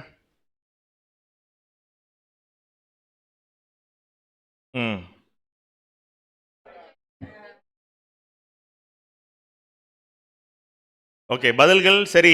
ஆனால் இது எல்லாத்துக்குமே டீப்பான ஸ்பிரிச்சுவல் மீனிங் இருக்குது, ஆல்ரெடி நான் சொன்ன மாதிரி. அப்போ என்ன நம்ம கிளியராக புரிஞ்சுக்கலாம் அப்படின்னா அந்த வனாந்திர பிரயாணத்தில் தேவன் அவர்களுக்காக கொடுத்த பொருட்கள் எல்லாமே. ஸோ கற்பலகை எதுக்காக கொடுத்தாரு அப்படின்னா இதுதான் என்னுடைய கற்பனை, இதுதான் என்னுடைய கற்பனை, இதுக்கு தான் நீங்கள் என்ன பண்ணணும், இந்த ஜனங்கள் கீழ்ப்படியணும் அப்படிங்கிறத தேவன் சொல்லியிருந்தாரு. சாப்பிட மண்ணா கொடுத்திருந்தார் இல்லையா? அதையோடைய அடையாளம் தான் இது. அந்த கோல் வந்து ஆரோனோட துளிர்த்த கோல். ஆரோன் யாருங்க? மோசையோட அண்ணன் இல்லையா? அப்போ இவர் என்ன பண்றாரு அப்படின்னா, ஆசாரிய ஊழியம் செய்வதற்காக தேவனால் வந்து என்ன பண்றாரு அப்படின்னா அனுமதிக்கப்படுறாரு. ஆனா எல்லாருக்கும் அந்த டைம்ல என்ன இருந்தது அப்படின்னா, இந்த ஆசாரிய ஊழியம் செய்யணும்னு ஒரு ஆசை இருந்தது அவர்களுக்கெல்லாம். அப்பதான் இப்ப என்ன டிசிஷன் எடுக்கிறது, அவங்களுக்குள்ள ஒரு கலகம் உண்டாகுது. மோசே வந்து ஒரு சொல்யூஷன் கேட்கும் பொழுது தேவன் என்ன சொல்றாரு அப்படின்னா, நீ எல்லாருடைய கோலையும் என்ன பண்ணிடு, நீ வாங்கி கலெக்ட் பண்ணு, யாருடைய கோல் துளிர்க்குதோ அவங்க தான் இந்த ஊழியம் செய்யறதுக்கு நான் நியமித்த மனுஷன் அப்படிங்கிறத தேவன் சொல்லும் பொழுது எல்லார்ட்டையும் கோலை வாங்கி என்ன பண்ணிடுறாரு, நீட்டா வச்சிடறாரு ஆர்கனைஸ் பண்ணி. அடுத்த நாள் எந்த கோல் துளிர்த்தது அப்படின்னா ஆரோனுடைய கோல் மட்டும்தான் துளிர்த்தது. அதை தான் சொல்றாங்க, ஆரோனின் துளிர்த்த கோல் வந்து உள்ள வைக்கப்பட்டது அப்படின்னு சொல்லி கூட நம்ம பார்க்குறோம். அப்போ இது உள்ள என்ட்ராயிட முடியுமா டைரக்டா அப்படின்னா, நிறைய திரைச்சீலைகள் இருக்கு இந்த ஆசரிப்பு கூடாரத்தில். ஃபர்ஸ்ட் பாளையத்திலேருந்து பிரகாரத்துக்குள்ள வர்றதுக்கு என்ன பண்ணணும் அப்படின்னா, இங்கே ஒரு திரைச்சீலையை என்ன பண்ணணும் அப்படின்னா கடக்கணும். இது ஒரு கேட்டுன்னு வச்சுக்கோங்களேன். இது கேட் நம்பர் 1 ஆக்சுவலி. ரெண்டாவது என்ன அப்படின்னா, ஜஸ்ட் பாளையத்திலேருந்து பிரகாரத்துக்குள்ள வர்றதுக்கு மட்டும் இல்லை, பிரகாரத்திலேருந்து பரிசுத்த ஸ்தலத்துக்கு போகிறதுக்கு கூட என்ன இருக்கு அப்படின்னா இன்னொரு கேட் இருக்கு. அங்கே மட்டும் இல்லை, பரிசுத்த ஸ்தலத்திலேருந்து மகா பரிசுத்த ஸ்தலத்துக்கு போகிறது கூட என்ன இருக்குது அப்படின்னா திரைச்சீலைகள் இருக்குது. 3 என்ட்ரன்சஸ் இருக்குன்றத மைண்டில் வச்சுக்கலாம். இதில் இந்த 4 கலரும் என்ன யூஸ் பண்ணப்பட்டிருக்குன்னா இந்த ஸ்க்ரீனில் யூஸ் பண்ணப்பட்டிருக்கு. எந்த 4 கலர் இந்த என்ட்ரன்சஸில் யூஸ் பண்ணப்பட்டிருக்கு? ரத்தாம்பரம், சிவப்பு, இளநீலம், மெல்லிய பஞ்சு. இந்த 4 கலரும் இந்த ஸ்க்ரீனில் இருக்கும் அப்படிங்கிறத நம்ம புரிஞ்சுக்கலாம், பார்க்கலாம். நான் அகைன் சொல்கிறேன், இது எல்லாத்துக்குமே என்ன இருக்குது அப்படின்னா வசனங்கள் இருக்குது. நீங்கள் தவறாமல் என்ன பண்ணணும்னா வீட்டில் போயிட்டு இதெல்லாம் படித்து பார்க்கணும். இதை கட்ட சொன்ன கட்டளைகள் மட்டுமே எக்கச்சக்க அதிகாரங்களுக்கு என்ன பண்ணும் அப்படின்னா போகும். மேலும் இது அப்படியே ஓப்பனில் இருக்குமா அப்படின்னா, இந்த விஷயங்கள் இருக்கு இல்லையா, இதெல்லாம் ஓப்பனில் இருக்கக்கூடிய விஷயங்கள். ஆனால் இது இருக்கு இல்லையா, இதுக்கு என்ன இருக்குது அப்படின்னா மூடு திரைகள் இருக்குது. அதாவது பரிசுத்த ஸ்தலமும் மகா பரிசுத்த ஸ்தலமும் எப்படி இருக்கும் அப்படின்னா க்ளோஸாக இருக்கும். தேவன் என்ன பண்ணியிருக்கார் அப்படின்னா ஒரு 3 விஷயங்களை போட்டு என்ன பண்ணுறாரு அப்படின்னா இதை கம்ப்ளீட்டாக க்ளோஸ் பண்ணியிருக்கார். என்ன அந்த 3 விஷயங்கள் அப்படின்னா, தகசு தோல், இதெல்லாம் ஒரு ஸ்கின் ஆக்சுவலி. இதுக்கும் ஸ்பிரிச்சுவல் மீனிங் இருக்குது, ஏன் இந்த ஸ்கின்னை பயன்படுத்தியிருக்காங்க அப்படிங்கிறது. சிவப்பு தீர்த்த ஆட்டுக்கடாவின் தோல், மேலும் ஆட்டு மயிர் வந்து பயன்படுத்தப்பட்டிருக்கு. ஏன் இதை பயன்படுத்தப்பட்டிருக்கு அப்படின்னா, இந்த 3 பொருட்களுடைய தன்மை சேரும் பொழுது என்ன ஆகும் அப்படின்னா உள்ளேருந்து ஒரு சொட்டு கூட வெளிச்சம் உள்ளரே என்ன பண்ணாது அப்படின்னா ட்ராவலே பண்ணாது. மீதியெல்லாம் ஓப்பனில் இருக்குது. ஆனால் இந்த பரிசுத்த ஸ்தலமும் மகா பரிசுத்த ஸ்தலமும் தேவன் என்ன பண்ணியிருக்காருன்னா மூடு திரைகள் கொண்டு என்ன பண்ணியிருக்கார் அப்படின்னா க்ளோஸ் பண்ணியிருக்கார். இப்போ கேள்வி என்ன அப்படின்னா, அப்போ எப்படி வெளிச்சம் இருந்திருக்கணும்? உள்ள 0 வாட்ஸ் பல்பு எதுவும் போட்டிருப்பாங்களா? வெளிச்சமே போகக்கூடாது, உள்ளர கம்ப்ளீட்டாக சீல்டு இந்த விஷயம் அப்படின்னா கர்த்தரே வெளிச்சமாக இருப்பாரா? யார் சொன்னது? சரி, ஓகே, உங்களுடைய பதில்களுக்கு நன்றி. அப்போ என்ன கிளியராக புரிஞ்சுக்கலாம் அப்படின்னா, உள்ள என்ன இருக்குது பரிசுத்த ஸ்தலத்தில்னா குத்து விளக்குன்னு ஒரு ஐட்டம் இருக்குது. நம்ம தான் பார்த்தோம் இப்போ இல்லையா, பொன் குத்து விளக்கு. மகா பரிசுத்த ஸ்தலத்தில் வெளிச்சம் இருக்கா அப்படின்னு கேட்டால் நம்ம தான் பார்த்தோம், அந்த உடன்படிக்கை பெட்டி மேலே என்ன இருக்குது, ஒரு லைட் இருக்குது அப்படிங்கிறத கூட நம்ம பார்த்தோம். ஆனால் என்ன தான் சொன்னோம், அதுக்கு வெளிச்சம் எங்கேருந்து வந்ததுன்னு தெரியலங்கிறத நம்ம சொல்லியிருந்தோம் இல்லையா. அப்போ என்ன கிளியராக புரிஞ்சுக்கலாம்னா, இந்த தகசு தோல், சிவப்பு தீர்த்த ஆட்டுக்கடாவின் தோல், ஆட்டு மயிர், மெல்லிய பஞ்சு, இது எல்லாத்தையும் சேர்த்து தான் என்ன இருக்குது அப்படி இந்த 4 விஷயங்கள் சேர்த்து தான் இந்த மூடு திரைகள் பண்ணப்பட்டிருக்கு அப்படிங்கிறத பார்க்குறோம். ஸோ இதுதான் தேவன் அவர் வாசம் பண்ணுவதற்காக ரெடி பண்ண சொன்ன இடம், டிசைன்டு பை தேவன். ஸோ என்ன காரணத்துக்காக வந்து வாசம் பண்ணுறாரோ அதை ஒரு ப்ராசஸாக செய்ய சொல்லியிருக்காரு இஸ்ரேல் ஜனங்க கிட்ட. அதை எப்படி கண்டுபிடிக்கலாம் அப்படின்னா, யார் யார் எங்கெங்க வரைக்கும் போகணுங்கிறத முதற்கொண்டு தேவன் என்ன பண்ணியிருக்கார் அப்படின்னா கட்டளைகளை கொடுத்துருக்கார். உதாரணத்துக்கு இஸ்ரேலில் மொத்தம் 12 கோத்திரங்கள் இருந்தாங்க. 12 கோத்திரங்களில் லேவைட்ஸ்ன்னு சொல்லுவாங்க இல்லையா, லேவியர்களுக்கு மட்டும்தான் இந்த ஆசாரிய ஊழியம் செய்யறதுக்கு உண்டான தேவனால் அனுமதி பெற்ற ஜனங்களாக இருக்காங்க. இஸ்ரேல்லே 12 கோத்திரம். எல்லாரும் என்ன பண்ணிட முடியாது, உள்ளே போய் அந்த ஆசாரிய ஊழியத்தை செஞ்சிட முடியாது. லேவியர்கள் மட்டும்தான் என்ன பண்ணணும் அப்படின்னா செய்யணும். அப்போ கூடாரம் போட்டாச்சு அப்படின்னா எது வரைக்கும் இவங்க ஒர்க் பண்ணலாம் அப்படின்னா, இந்த லேவியர்கள் பரிசுத்த ஸ்தலத்துக்கு முன்னாடி வரைக்கும் என்ன பண்ணலாம், இவங்க ஒர்க் பண்ணலாம், பரிசுத்த ஸ்தலம் வரைக்கும் வேலை செய்யலாம் இந்த ஜனங்கள் வந்து எக்ஸாக்டா. ஆனா எங்க உள்ள போக முடியாது அப்படின்னா, மகா பரிசுத்த ஸ்தலத்துக்குள்ள என்ன பண்ண முடியாது, இவங்க போக முடியாது. கரெக்டா சொல்லணும் அப்படின்னா, இந்த வாட்டர் என்ன பண்ணணும், இவங்க தண்ணீர் தொட்டியில ஃபில் பண்ணணும், இவங்களுடைய வேலை. உள்ள மேஜைகள்ல என்ன பண்ணணும், அப்பங்கள் இருக்கு இல்லையா, அப்படியே விட்டா என்னடி அப்போ வந்து புளிச்சிடும். அப்போ பரிசுத்த ஸ்தலத்தில் என்ன பண்ணுறாங்க, இவங்க வந்து ட்ராவல் பண்ணுறாங்க, உள்ளே வந்து மேஜைகள் என்ன பண்ணுறாங்க அப்படின்னா, அந்த அப்பங்களை வந்து டெய்லியும் என்ன பண்ணணும், இவங்க ரீப்ளேஸ் பண்ணணும். அதே நேரத்தில் உள்ள பொன் குத்த விளக்கு எரியணும் அப்படின்னா அதோடைய திரியை ட்ரிம் பண்ணணும், அதுக்கு ஆயில் ஊற்றணும், இந்த விஷயங்கள்லாம் இருக்கு இல்லையா, இது எல்லாமே லேவியர்கள் செய்யக்கூடிய வேலை, இதுதான் அவங்க செய்யணும். ஆனால் பிரதான ஆசாரியன்னு ஒருத்தர் இருப்பார். அவர் தான் யார் அப்படின்னா ஆரோன்னு சொல்லி ஒரு கேரக்டர் நம்ம பார்த்தோம் இல்லையா, ஆரோன்னு. அவர் என்ன பண்ணணும் அப்படின்னா, இந்த இயர்லி ஒன்ஸு, வருஷத்துக்கு ஒரு முறை எதுக்குள்ளே ட்ராவல் பண்ணுவார் அப்படின்னா, இங்கே உள்ளே இருக்கும் இல்லையா டீப்பா மகா பரிசுத்த ஸ்தலம், அதுக்குள்ளே அவர் ட்ராவல் பண்ணி போகணும். அன்னைக்கு என்ன பண்ணணும் அப்படின்னா, எதுக்காக போகிறார் இந்த ஆரோன் வருஷத்துக்கு ஒரு தடவை உள்ளற அப்படின்னு கேட்டிங்கன்னா, ஒப்புரவாகுதலின் நாள் அப்படின்னு சொல்லி ஒரு நாள் வரும். அந்த நாள் என்ன பண்ணணும் அப்படின்னா, ஒட்டுமொத்த இஸ்ரேல் ஜனங்க செஞ்ச பாவத்தை என்ன பண்ணணும் அப்படின்னா, தேவன் என்ன பண்ணுறாரு, அந்த பாவத்தை மன்னிக்கிறதுக்கு ஒரு ப்ராசஸை வந்து அங்கே ஏற்படுத்தி கொடுக்குறாரு இந்த பிரதான ஆசாரியனாகிய ஆரோன் மூலமாக. ஆரோன் இப்போ என்ன செய்யணும் அப்படின்னா, பிரகாரம் வழியாக வந்து ஜனங்கள் கொடுக்கக்கூடிய பலியை எடுத்துகிட்டு போயிட்டு என்ன பண்ணணும் அப்படின்னா வாங்கிப்பார் ஃபர்ஸ்ட் இந்த பிரதான ஆசாரியனாகிய ஆரோன். எப்போ, வருஷத்துக்கு ஒரு தடவை ஒப்புரவாகுதலின் நாளில். அப்போது உதாரணத்துக்கு இஸ்ரேல் ஜனங்க ஒரு ஃபேமிலியிலேருந்து வந்து ஒரு இளம் காலை பலி தராங்கன்னு வச்சுக்கோங்களேன். இப்போ இதை யார் வாங்கிப்பா அப்படின்னா, பிரதான ஆசாரனாகிய ஆரோன் வாங்கிப்பார். வாங்கிட்டு அவர்கள் செய்த அந்த ஒரு வருடம் முழுவதும் அவர்கள் செய்த அந்த பாவத்தை என்ன பண்ணுவார் அப்படின்னா, அந்த இளம் காலை மீது சுமத்தி என்ன பண்ணுறார் அப்படின்னா, இப்போ அந்த இளங்காலையை வந்து பலியாக செலுத்திடுவார்.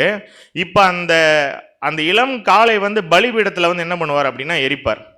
எரிச்ச உடனே மீதி என்ன இருக்கும் அப்படின்னா சாம்பல் இருக்கும். அந்த இளம் காலை சாம்பலாக மாறிடும் இல்லையா, அந்த சாம்பலை வந்து ஒரு கிண்ணத்தில் எடுத்துப்பார். எடுத்துட்டு அந்த அடிக்கப்பட்ட அந்த மிருகத்தினுடைய ரத்தம் இருக்கு இல்லையா, அதையும் தனியாக எடுத்துப்பார். எடுத்துட்டு நேராக என்ன பண்ணுவார் அப்படின்னா, பரிசுத்த ஸ்தலத்துக்குள்ளே போயிட்டு அந்த சாம்பலை எடுத்து அந்த ஒரு தூப பீடம் இருக்குல்ல அதில் போடுவார். போட்டால் என்ன ஆகும் அப்படின்னா, அந்த தூப பீடத்தில் இருக்கக்கூடிய அந்த ஒரு தூப வர்க்கம் என்ன ஆகும் அப்படின்னா, இவர் உள்ள போவதற்கு முன்பாகவே எங்கே டிராவல் ஆகி போயிட்டு இருக்கோம் அப்படின்னு சொல்லி கூட பார்த்தீங்கன்னா, மகா பரிசுத்த ஸ்தலத்துக்குள்ள என்ன ஆகிட்டு இருக்கும், உள்ளர டிராவல் ஆகி போயிட்டு இருக்கும். அப்போ என்ன பண்ணுவார், பேலன்ஸ் எடுத்துட்டு போறதுக்கு உள்ள பிளட் வச்சிருப்பார் இல்லைங்களா, இந்த அடிக்கப்பட்ட மிருகத்தினுடைய ரத்தம், இதை எடுத்துட்டு போய் என்ன பண்ணணும் அப்படின்னா, உடன்படிக்கை பெட்டி மேலே என்ன பண்ணுவார் அப்படின்னா தெளிப்பாருங்க. இப்படி தெளிச்சுட்டு அந்த ஒப்புரவாகுதலின் நாளில் இந்த பிரதான ஆசாரியனாகிய ஆரோன் வெளியில் சக்ஸஸ்ஃபுல்லாக வந்துட்டார் அப்படின்னா, இவர் எடுத்துகிட்டு போனார்ல இந்த இளங்காலை, அந்த பலி தேவனால் அங்கீகரிக்கப்பட்டது அப்படின்னு அர்த்தம். பாவம் மன்னிக்கப்பட்டாச்சு. இதெல்லாம் பேசிக்கான விஷயம். ஆக்சுவலி ஒருவேளை பிரதான ஆசாரியன் திரும்பி வரலன்னா என்ன அர்த்தம், பலி அங்கீகரிக்கப்படவில்லை, பாவம் மன்னிக்கப்படலை இளங்காலை கொடுத்துட்டாலும். அப்போ என்ன கிளியராக புரிஞ்சுக்கலாம் அப்படின்னா, கொடுத்த பலியில் மிஸ்டேக் இருந்தாலும் தேவன் அந்த பாவத்தை மன்னிக்க மாட்டார். அதே நேரத்தில் பலி கொடுத்த விதத்தில் ஏதாவது மிஸ்டேக் இருந்தாலும் தேவன் என்ன பண்ண மாட்டார், அதை அனுமதிக்க மாட்டார். அப்போ யோசிச்சு பாருங்க, ரிசல்ட் என்ன, ஒருவேளை இந்த பலி ஒழுங்கா செய்யலை, பலி கொடுத்த விதம் ஒழுங்கா இல்லைன்னா இதனுடைய அவுட்புட் என்ன, யாருக்கு மரணம். தப்பா ப்ராசஸை பண்ணிட்டாருன்னா ஆரோனுக்கு, ஜனங்க தப்பா பலி செலுத்துறாங்க, அந்த பலியை ஏறெடுக்கிறாங்கன்னா ஜனங்களுக்கும் அது பனிஷ்மெண்ட் ஆக்சுவலி. அப்போ யோசிச்சு பாருங்களேன், ஆரோன் ஒருவேளை உள்ள போய் ஏதாவது ஒரு ப்ராசஸை மாற்றி பண்ணிட்டாருன்னா என்ன பனிஷ்மெண்ட், உள்ளற மரண தண்டனை. ஏன், உள்ள யார் வாசம் பண்ணிட்டு இருக்கா, தேவன் வாசம் பண்றார் இல்லையா. அப்ப ஒரே கேள்வி, இயர்லி ஒன்ஸ் தான் இது நடக்கணும் அப்படின்னா, மகா பரிசுத்த ஸ்தலத்துக்குள்ள இயர்லி ஒன்ஸ் ஆசாரியன் உள்ள போகும் பொழுது அங்க உள்ள இருக்கிறது யாரு, பிதாவாகிய தேவன் இல்லையா. இன்னொருத்தர் இருப்பாரு, மோசஸ்னு சொல்லி ஒருத்தர் இருக்காரு இல்லையா. அந்த கேரக்டருக்கு என்ன எக்ஸெப்ஷன் அப்படின்னா, மோசஸ் மட்டும் எப்பொழுதுமே என்ன பண்ணலாம் அப்படின்னா உள்ள போகலாம். பாளையத்திலேருந்து பிரகாரம் போய் பரிசுத்த ஸ்தலம் போய் மகா பரிசுத்த ஸ்தலத்துக்கு யார் போகலாம் அப்படின்னா மோசஸ் போகலாம். ஏன் போல அப்படின்னா மோசஸ் நீ வா அப்படின்னு சொன்னால் தேவன் கூப்பிட்றாரு அப்படின்னா யார் ஈஸியாக போகலாம் அப்படின்னா மோசஸ் மட்டும் உள்ளர போகலாம். அப்போ மோசஸ் பேசணும், அந்த இடத்துல மோசஸ் கிட்ட பேசணும் தேவன் அப்படின்னா தேவன் யாரை கூப்பிட்டு அனுப்புவார்? மோசஸ் இங்கே வாங்க அப்படின்னு சொன்னார்னா அவருக்கு அந்த ஒரு பெர்மிஷன் என்ன இருந்தது அப்படின்னா அங்கே இருந்தது. வாசிக்கலாம் யாத்திராகமம் 25:22 வாசிக்கலாம். யாத்திராகமம் 25:22. அங்கே நான் உன்னை சந்திப்பேன். கிருபாசனத்தின் மீதிலும் சாட்சி பெட்டியின் மேல் நிற்கும் 2 கேருபீன்களின் நடுவிலும் இருந்து நான் இஸ்ரவேல் புத்திரருக்காக உனக்கு கற்பிக்கப் போகிறவர்களை எல்லாம் உன்னோடே சொல்லுவேன். நான் உன்னை என்ன பண்ண போறேன்? அந்த இடத்துல சந்திக்க போறேன். நான் சொல்ற விஷயத்துல நீ என்ன பண்ணணும்? வெளியில போய் ஜனங்க கிட்ட சொல்லணும். தேவனை பார்க்க முடியுமா? பார்க்க முடியாது. ஆனா தேவன் இந்த இடத்துல இருக்கிறாருங்கிறத என்ன பண்ண முடியும் அப்படின்னா நிச்சயமா அவங்களால உணர முடியும். இது தேவன் கிட்ட மோசஸ் வாங்கிட்ட ஒரு மிகப்பெரிய ஒரு ப்ரிவிலேஜ்னு சொல்லி கூட பார்க்குறோம். இதெல்லாம் எதுக்கு அப்படின்னா இஸ்ரேல் ஜனத்தை தேவன் ஆசீர்வதிப்பதற்காக தேவன் போட்ட ஒரு மாபெரும் ஒரு மாடல் தான் இது. 90 கோடி ஒர்த்தான ஒரு விஷயம். ஆனால் இந்த ஒர்த்தான இந்த விஷயத்தில் ஏதாவது மெத்தட் ராங்காக செஞ்சுட்டாங்க அப்படின்னா பனிஷ்மெண்ட் என்னன்னு பார்த்தோம்? மரண தண்டனை இல்லையா? ஆசாரியன் மரிச்சிடுவார். அப்போது பலி ராங்னா மக்கள் இறந்துருவாங்க அப்படின்னா இது எவ்வளோ பெரிய ஒரு மாடலுங்கிறத நீங்கள் என்ன பண்ணணும் அப்படின்னா யோசிச்சு பார்க்கணும். அப்போ தேவன் இஸ்ரேல் ஜனங்களுக்கு கொடுத்த இந்த பெனிஃபிட்டை அவங்க அனுபவிக்கல அப்படிங்கிறத வசனங்கள் சொல்லுது. எப்படி அனுபவிக்கல பிரதர்? யோசிச்சு பாருங்க. பரிசுத்தமே இல்லாதவங்க இவங்க மத்தியில பரிசுத்தமான தேவன் வாசம் பண்றதுக்கு என்ன பண்றாரு? ஒரு கூடாரத்தை செய்ய சொல்றாரு. இவங்க வருஷம் ஃபுல்லா செஞ்ச பாவத்தையும் மன்னிக்கிறதுக்கு என்ன பண்றாரு? ஒப்புரவாகுதலின் நாள்ல பலிகளை கூட தேவன் என்ன பண்றாரு? ஆரோன் மூலமாக அதை பெற்றுக்கொள்றாரு. ஆனா இந்த பெனிஃபிட், இந்த ப்ரிவிலேஜை அவங்க உதாசீனப்படுத்திட்டாங்க அப்படின்னு சொல்லி கூட வசனங்கள் நமக்கு சொல்லுது. எதனால அப்படின்னா இந்த வருஷம் ஒப்புரவாகுதல் நாளுக்கு பலி செலுத்துவாங்க இல்லையா? பலி செலுத்திட்டு போகும்பொழுது 2 இளங்காளைகளை வீட்டுக்கு வாங்கிட்டு போவாங்களாம். அப்படின்னா என்னங்க அர்த்தம்? நான் அடுத்த வருஷம் என்ன பண்ண போறேன்? திரும்பியும் பாவம் செய்யாமலாம் இருக்க மாட்டேன். அடுத்த வருஷமும் நான் ஒரு விலங்கை வாங்கிட்டு வரேன், ஒரு அனிமலை வாங்கிட்டு வரேன். நீங்க என்ன பண்ணுங்க? என் பாவத்தை அந்த விலங்கு மேல சுமத்தி அதை நீங்க என்ன பண்ணிக்கிங்க? பலியா செலுத்திக்கோங்க. அப்படிங்கும் போது தேவன் அவங்களுக்காக கொடுத்துட்ட மாபெரும் ப்ரிவிலேஜோட ஒரு முக்கியத்துவம் என்னங்கிறத அந்த இஸ்ரேல் ஜனங்க என்ன பண்ணல அப்படின்னா துளி கூட உணரல. ஸோ அடுத்தடுத்த வருஷம் அவங்க விலங்குகளை வாங்கிட்டு வரும்போது இது என்ன ஆயிடுது அப்படின்னா சடங்கு மாதிரி ஆயிடுது. இன்னைக்கு அநேக கோயில்களில் பார்த்துருக்கீங்களா? வருஷத்துக்கு ஒரு தடவை என்ன பண்ணுவாங்க? கெடா வெட்டு நடக்கும். இதெல்லாம் எங்கேருந்து போகிற காரியங்கள் அப்படின்னா எல்லாம் இங்கே உள்ளேருந்து நிறைய விஷயங்கள் வெளியில் போயிருக்குன்னு சொல்லி கூட பார்க்குறோம். ஸோ நெக்ஸ்ட் இயர் திரும்பி அவங்க பலி செலுத்தணும் அப்படின்னு இருக்கும் பொழுது சடங்கு மாதிரி மாறின பிற்பாடு இப்போ கேள்வி என்னன்னா, தேவன் அவர்களுக்காக கொடுத்துட்ட மாபெரும் மீட்பின் திட்டம் கொலாப்ஸ் ஆயிருச்சுன்னு அர்த்தமா அப்படின்னு ஒரு கேள்வியை உங்களுக்கு மத்தியில் வைக்கிறேன். அதாவது சிம்பிளாக கேட்குறேன்னா, தேவனோட இந்த ஒரு 90 கோடி பிளானுங்கிறது வேஸ்ட் ஆயிடுச்சா அப்படின்னு கேட்குறேன். லேட்டாக வந்தவங்களுக்கு புரியாது 90 கோடினா என்னன்னு. இந்த ஆசரிப்பு கூடத்தினுடைய மதிப்பு என்னங்கிறத சொல்லியிருந்தோம். இந்த கிராண்ட் பிளான் வீணாயிடுச்சா அப்படின்னு ஒரு கேள்வி வைக்கிறேன். ஏன்னா அவங்க தான் பலியை புரிஞ்சுக்கல. தேவன் எதுக்கு இந்த சிஸ்டமை ரெடி பண்ணாருன்னு தெரில. போகும்பொழுது இன்னொரு அனிமலை வாங்கிட்டு போகிறாங்க. அப்படிங்கும் பொழுது தேவனுடைய பிளானில் ஏதாவது மிஸ்டேக்ஸ் இருக்க வாய்ப்பு இருக்கா? ஜனங்கள் அதை உதாசீனப்படுத்துகிறாங்க. ஜனங்களுடைய முக்கியத்துவங்கள் புரிஞ்சுக்கல. அப்போ தேவன் என்ன பண்ணுறாரு அப்படின்னா இந்த ஆசரிப்பு கூடாரத்தை அழகாக புதிய ஏற்பாட்டுக்கு அற்புதமாக சேஞ்ச் பண்ணுறாரு. இப்போ பாருங்க, இது இஸ்ரேல் ஜனங்களோட ஏதோ சம்பந்தப்பட்ட விஷயம் மாதிரி இருக்கு இல்லையா? இந்த ஆசரிப்பு கூடாரம் இப்படியே இன்னைக்கு நம்முடைய லைஃப்ல நம்முடைய வாழ்க்கையில இப்போ நமக்கு இது சம்பந்தப்பட்ட ஒரு விஷயமா மாறப்போகுது. வாசிக்கலாம். எபிரேயர் 9:9. இந்த முதல் லைன் மட்டும் வாசிங்க. எபிரேயர் 9:9. அந்த கூடாரம் இக்காலத்திற்கு உதவுகிற ஒப்பனையா இருக்கிறது. எந்த கூடாரம்? எபிரேயர்ல இருக்கு பாருங்க வசனம். பழைய ஏற்பாட்டு காலப்பகுதியில் சொல்லப்பட்ட விஷயம். அந்த கூடாரம் இக்காலத்திற்கு உதவுகிற ஒப்பனையா இருக்கு. ஒப்பனைனா என்ன அப்படின்னு யாராவது தமிழ்ல சொல்றீங்களா? தமிழ்ல தான் கேட்டேன். அதெல்லாம் தமிழ்னு கேட்டேன். மாதிரி இல்லையா? ஸோ எந்த காலம் அப்படின்னா இக்காலத்திற்கு அப்படின்னா நம்ம தான் ஒப்பனைன்னா அது ஒரு மாடல், அது வந்து ஒரு மாதிரியா தேவன் என்ன பண்றாரு அப்படின்னா செஞ்சிருக்காரு. அப்படின்னா இதற்குள்ள ஒரு ப்ராசஸை தேவன் வச்சிருக்காருல்ல. இந்த ஆசரிப்பு கூடாரம் கட்டணும், இந்த ஆசரிப்பு கூடாரத்தில் இவங்க தான் வேலை செய்யணும், இன்ன விதமாக தான் வேலை செய்யணும்னு இந்த ப்ராசஸ் என்ன அப்படின்னா நாம எப்படி நடக்கணும் அப்படிங்கிறத தேவன் நமக்கு இன்டைரக்டா இந்த ஆசரிப்பு கூடாரத்தின் மூலமாக ஒரு சில பாடங்களை கூட உள்ள வச்சிருக்கார். அப்ப இதுல என்ன கிளியரா புரிஞ்சுக்கலாம் அப்படின்னா இந்த ஆசரிப்பு கூடாரத்துக்குள்ள யார் வாசம் பண்ணணும்? தேவன் வாசம் பண்ணணும். இந்த ஆசரிப்பு கூடாரத்தினுடைய ப்ராசஸ் இன்னைக்கு நாம கத்துக்கிட்டா நாமளும் தேவன்கிட்ட எப்படி போகிறது அப்படிங்கிற அந்த ஒரு ப்ராசஸ் தெரிஞ்சுக்கலாமா? ஏன்னா அந்த ஒப்புரவாகுதல் நாளில் மகா பரிசுத்த ஸ்தலத்துக்குள்ள இருந்து பாவத்தை அக்செப்ட் பண்றது, அந்த பாவத்தினுடைய பலியை அக்செப்ட் பண்றதுக்கு தேவன் அங்கே இருக்காருன்னு பார்த்தோம் இல்லையா? அப்ப மகா பரிசுத்த ஸ்தலத்துக்குள்ள தேவன் இருக்கார் அப்படின்னா ஆசரிப்பு கூடாரத்தில் இதுக்குள்ள எப்படி போகணுங்கிற மெத்தட் தெரிஞ்சுக்கிட்டா நாமளும் ஈஸியாக என்ன பண்ண முடியும் அப்படின்னா பிதாவாகிய தேவன் கிட்ட அடைய முடியும் இல்லையா? அப்ப நாம உள்ள போறோமா இல்லையா அப்படிங்கிறத நம்ம என்ன பண்ணணும் அப்படின்னா கிளியரா பார்க்கணும். ஆனா இன்னைக்கு ஆசரிப்பு கூடாரத்துக்குள்ள போக நமக்கு வாய்ப்பு இருக்கா அப்படின்னா வாய்ப்பு இல்லை.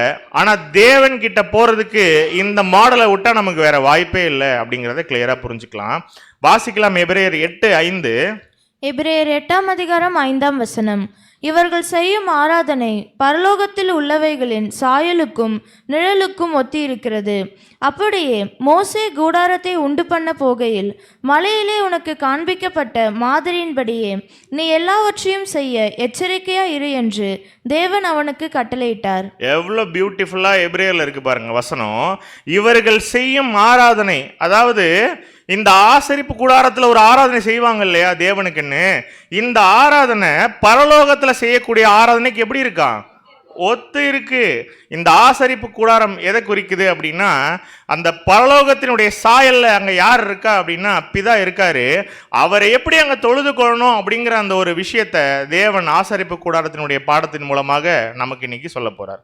அப்போ எந்த வழியில போய் தேவனை பார்க்கணும், தேவனை நம்ம மீட் பண்ணணும் அப்படிங்கிறதுக்கு இது ஒப்பனையா இருக்கு, ஒரு மாடலா இருக்கு. நமக்கு இன்னைக்கு ஒரு அழைப்பு கொடுக்கப்பட்டிருக்கு இல்லையா? இந்த அழைப்பினுடைய மாடல் தான் இந்த ஆசரிப்பு கூடாரம். வாசிக்கலாம் எபிரேயர் 5:4. எபிரேயர் 5:4. மேலும் ஆரோனை போல தேவனால் அழைக்கப்பட்டால் ஒழிய ஒருவனும் இந்த கனமான ஊழியத்துக்கு தானாய் ஏற்படுகிறதில்லை. ஆனா என்ன சொல்லிட்டாரு? உள்ள போய் தேவனை பார்க்கறதுக்கு யாருக்கு மட்டும்தான் பெர்மிஷன் இருந்தது? அங்க பிரதான ஆசாரனாகிய ஆரோனுக்கு இருந்தது, மோசேக்கு எக்ஸெப்ஷனலா இருந்தது இல்லையா? அப்ப தேவன் என்ன சொல்றாருன்னா ஆரோனை போல அழைக்கப்பட்டால் ஒழிய ஒருவனும் இந்த கனமான ஊழியத்துக்கு தானாய் ஏற்படுகிறதில்லை. அப்படின்னா கனமான ஊழியம்னா என்ன இங்க அப்படின்னா தேவனை மீட் பண்றது.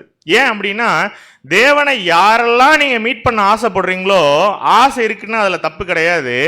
ஆனா ஆரோன் எப்படி அழைக்கப்பட்டாரோ அதே மாதிரி நீங்க அழைக்கப்பட்டீங்கன்னா உங்களால என்ன பண்ணிட முடியும் அப்படின்னா தேவனை ஈஸியா பாத்திர முடியும். அப்ப இப்ப என்ன புரிஞ்சுக்கணும்னா ஆரோன் எப்படி அழைக்கப்பட்டாரு அப்படிங்கிறத புரிஞ்சுக்கணும். முதலாவது ஆரோன் எங்க இருந்து அழைக்கப்பட்டாரு அப்படின்னா உலக ஜனத்துல இன்னும் ஸ்பெசிஃபிக்கா பாத்தீங்கன்னா இஸ்ரேல் ஜனத்துல இருந்து தான் என்ன பண்றாரு அப்படின்னா லேவி கோத்திரத்துல இருந்து இந்த ஆரோன் வராரு. லேவி கோத்திரத்துல மட்டும் சும்மா இல்லை, உள்ள 3 ஒரு வகுப்புகள் இருக்கு. அதுல எங்கிருந்து வராரு அப்படின்னா கோகாத் வம்சத்துல இருந்து வராரு. வந்ததுக்கு பிற்பாடு இவர் எங்க உள்ள நுழையணும்னா பிரகாரம் உள்ள நுழையணும். யாரை பார்க்க? தேவனை பார்க்கறதுக்கு பிரகாரம் வரணும். அடுத்தது பலிபீடம், அதை தாண்டணும். அடுத்தது என்ன நான் சொல்ல மாட்டேன், இப்ப ஃபுல்லா நீங்க தான் சொல்லி முடிக்கிறீங்க. தண்ணீர் தொட்டி. அடுத்தது எங்க போகணும்? பரிசுத்த ஸ்தலம். அதுக்கப்புறம் அந்த 3 காரியங்கள் விட்டுருங்க. டைரக்டா அவங்க எங்க போகணும் அப்படின்னா பரிசுத்த ஸ்தலம். அண்டர்ஸ்டுட் தான், உள்ள 3 விஷயங்கள் இருக்கு. மகா பரிசுத்தத்துக்குள்ள ஸ்தலத்துக்குள்ள போகணும். இதுதான் ஆரோன் அழைக்கப்பட்ட ஒரு விதம். அப்ப தேவன் அவர் மீட் பண்ணணும் அப்படின்னா டைரக்டா கூடாரத்துக்குள்ளார அவர் போய் மீட் பண்ணணும் அப்படின்னா எப்படி போகணும் அப்படின்னா பைபாஸ் பண்ணிலாம் போக முடியாது. ஜஸ்ட் ஜம்ப் பண்ணி போக முடியுமா? வெளியில பாளையத்துல இருந்து டைரக்டா மகா பரிசுத்த ஸ்தலத்துக்கு அப்படின்னா அப்படிலாம் கிடையாது. நாம பரலோகம் போறதும் அப்படியே ஓவர் நைட்ல ஜம்ப் பண்ணிலாம் என்ன பண்ணிட முடியாது, போயிட முடியாது. அதுக்கு சில ப்ராசஸ் இருக்கு தேவனை மீட் பண்றதுக்கு. இன்னைக்கு நாம எங்க இருக்கோம்? எல்லாருமே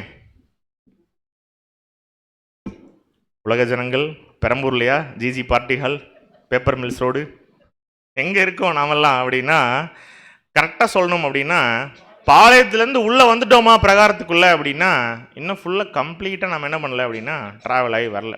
ஸோ பாளையம் ஃபுல்லாக பாளையம் நான் சொல்ல மாட்டேன், ஆனால் உள்ளே வந்துட்டோம் அப்படிங்கிற ஒரு பதிலும் நான் இப்போ உங்களுக்கு மத்தியில் சொல்ல போகிறதில்ல. பாடம் முடியும் பொழுது நாமளே என்ன பண்ணலாம், இன்றைக்கி நம்ம எங்கே இருக்கோங்கிறத புரிஞ்சுக்கலாம்.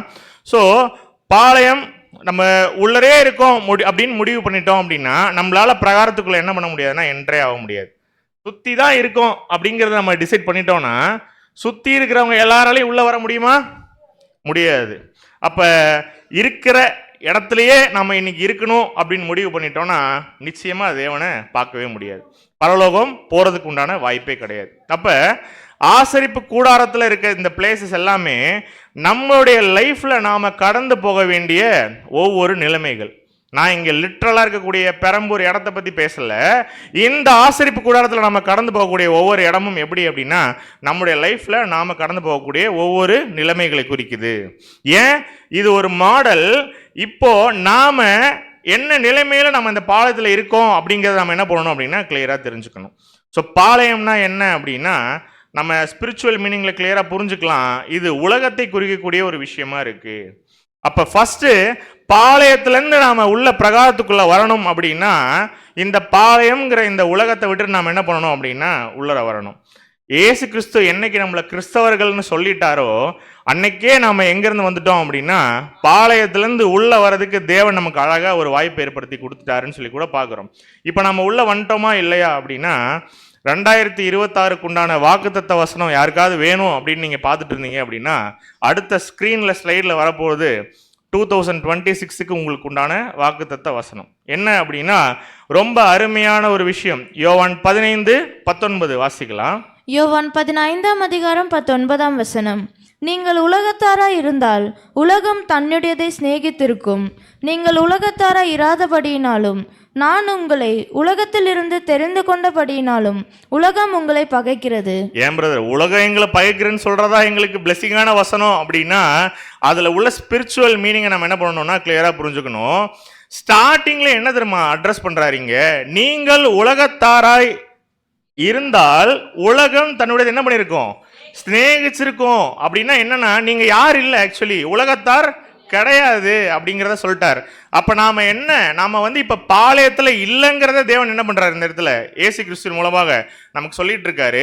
இதை விட என்ன வாக்குத்தத்தமான வசனம் வேணும்னு நீங்க யோசிச்சு பாருங்க. அப்ப உலகத்திலேயே நாம இருந்துட்டோம்னா நம்மளால என்னைக்குமே எங்க போக முடியாது அப்படின்னா பரலோகத்துக்கு போகவே முடியாது. அதான் சொல்றாரு, நான் என்ன பண்ணியிருக்கேன் அப்படின்னா ஒன்னை தேர்ந்தெடுத்திருக்கேன் அப்படின்னு. இதே மாதிரியான வசனங்கள் இருக்கா அப்படின்னா நான் உலகத்தானை அல்லாதது போல நீங்களும் உலகத்தான் அல்ல அப்படின்னு வசனம் இருக்கு. மேலும் உலகம் உங்களை பகைத்தால் உங்களுக்கு முன்னாடியே என்ன பண்ணுது என்ன பகைக்குது அப்படிங்கிற வசனம் கூட தேவன் என்ன பண்ணியிருக்காரு அப்படின்னா நமக்கு அருமையான வாக்குத்தத்தமாக கொடுத்துருக்கார். அப்ப பிறந்தது இந்த உலகத்துல தான், ஆனா கடைசி வரைக்கும் இந்த பூமியிலே இருக்கணும்னு நம்ம ரொம்ப ஆசைப்பட்டோம்னு வச்சுக்கோங்களேன், நிச்சயமா எங்க போக முடியாது அப்படின்னா பரலோகத்துக்கு போக முடியாது.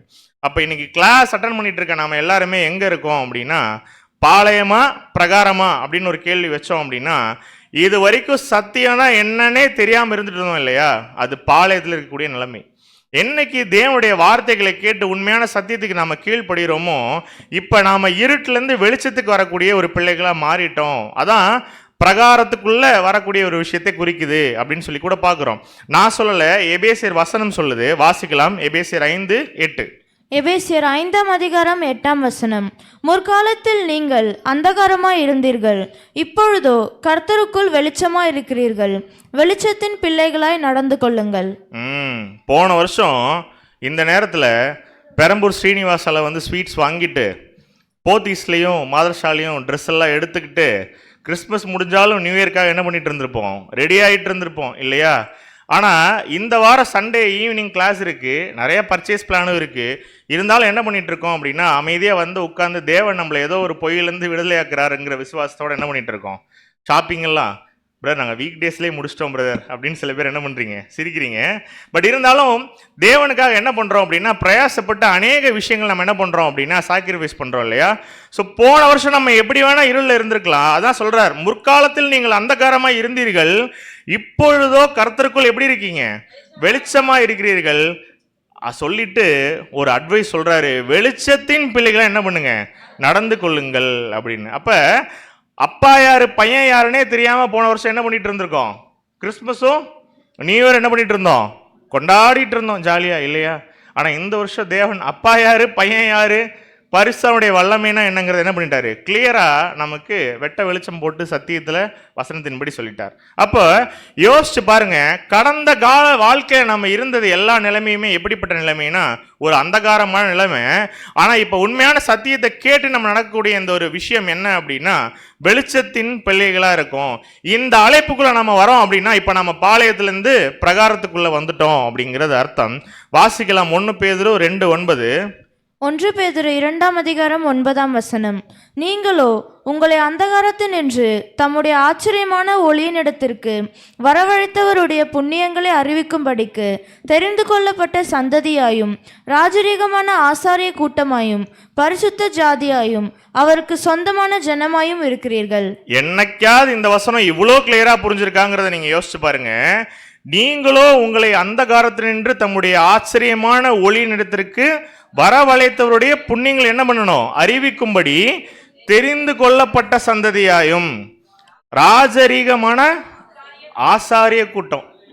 யார் ஆசாரிய கூட்டம்? இங்க அங்க ஆரோன் இருந்தார் இல்லையா, யாரை பார்க்கறதுக்கு, தேவனை பார்க்கறதுக்கு.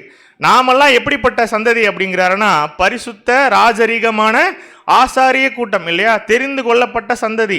ஏன்னா நமக்கு இப்ப வேலை இருக்கு, நாமளும் இந்த கூடாரத்துக்குள்ள போறதுக்கு ஆசாரிய ஒளி என்ன பண்ணி ஆகணும், ஆரோன் போல அழைக்கப்பட்டு அந்த ஒரு அழைப்புக்குள்ள நம்ம வந்தாகணும்னு சொல்லி கூட பார்க்கிறோம்.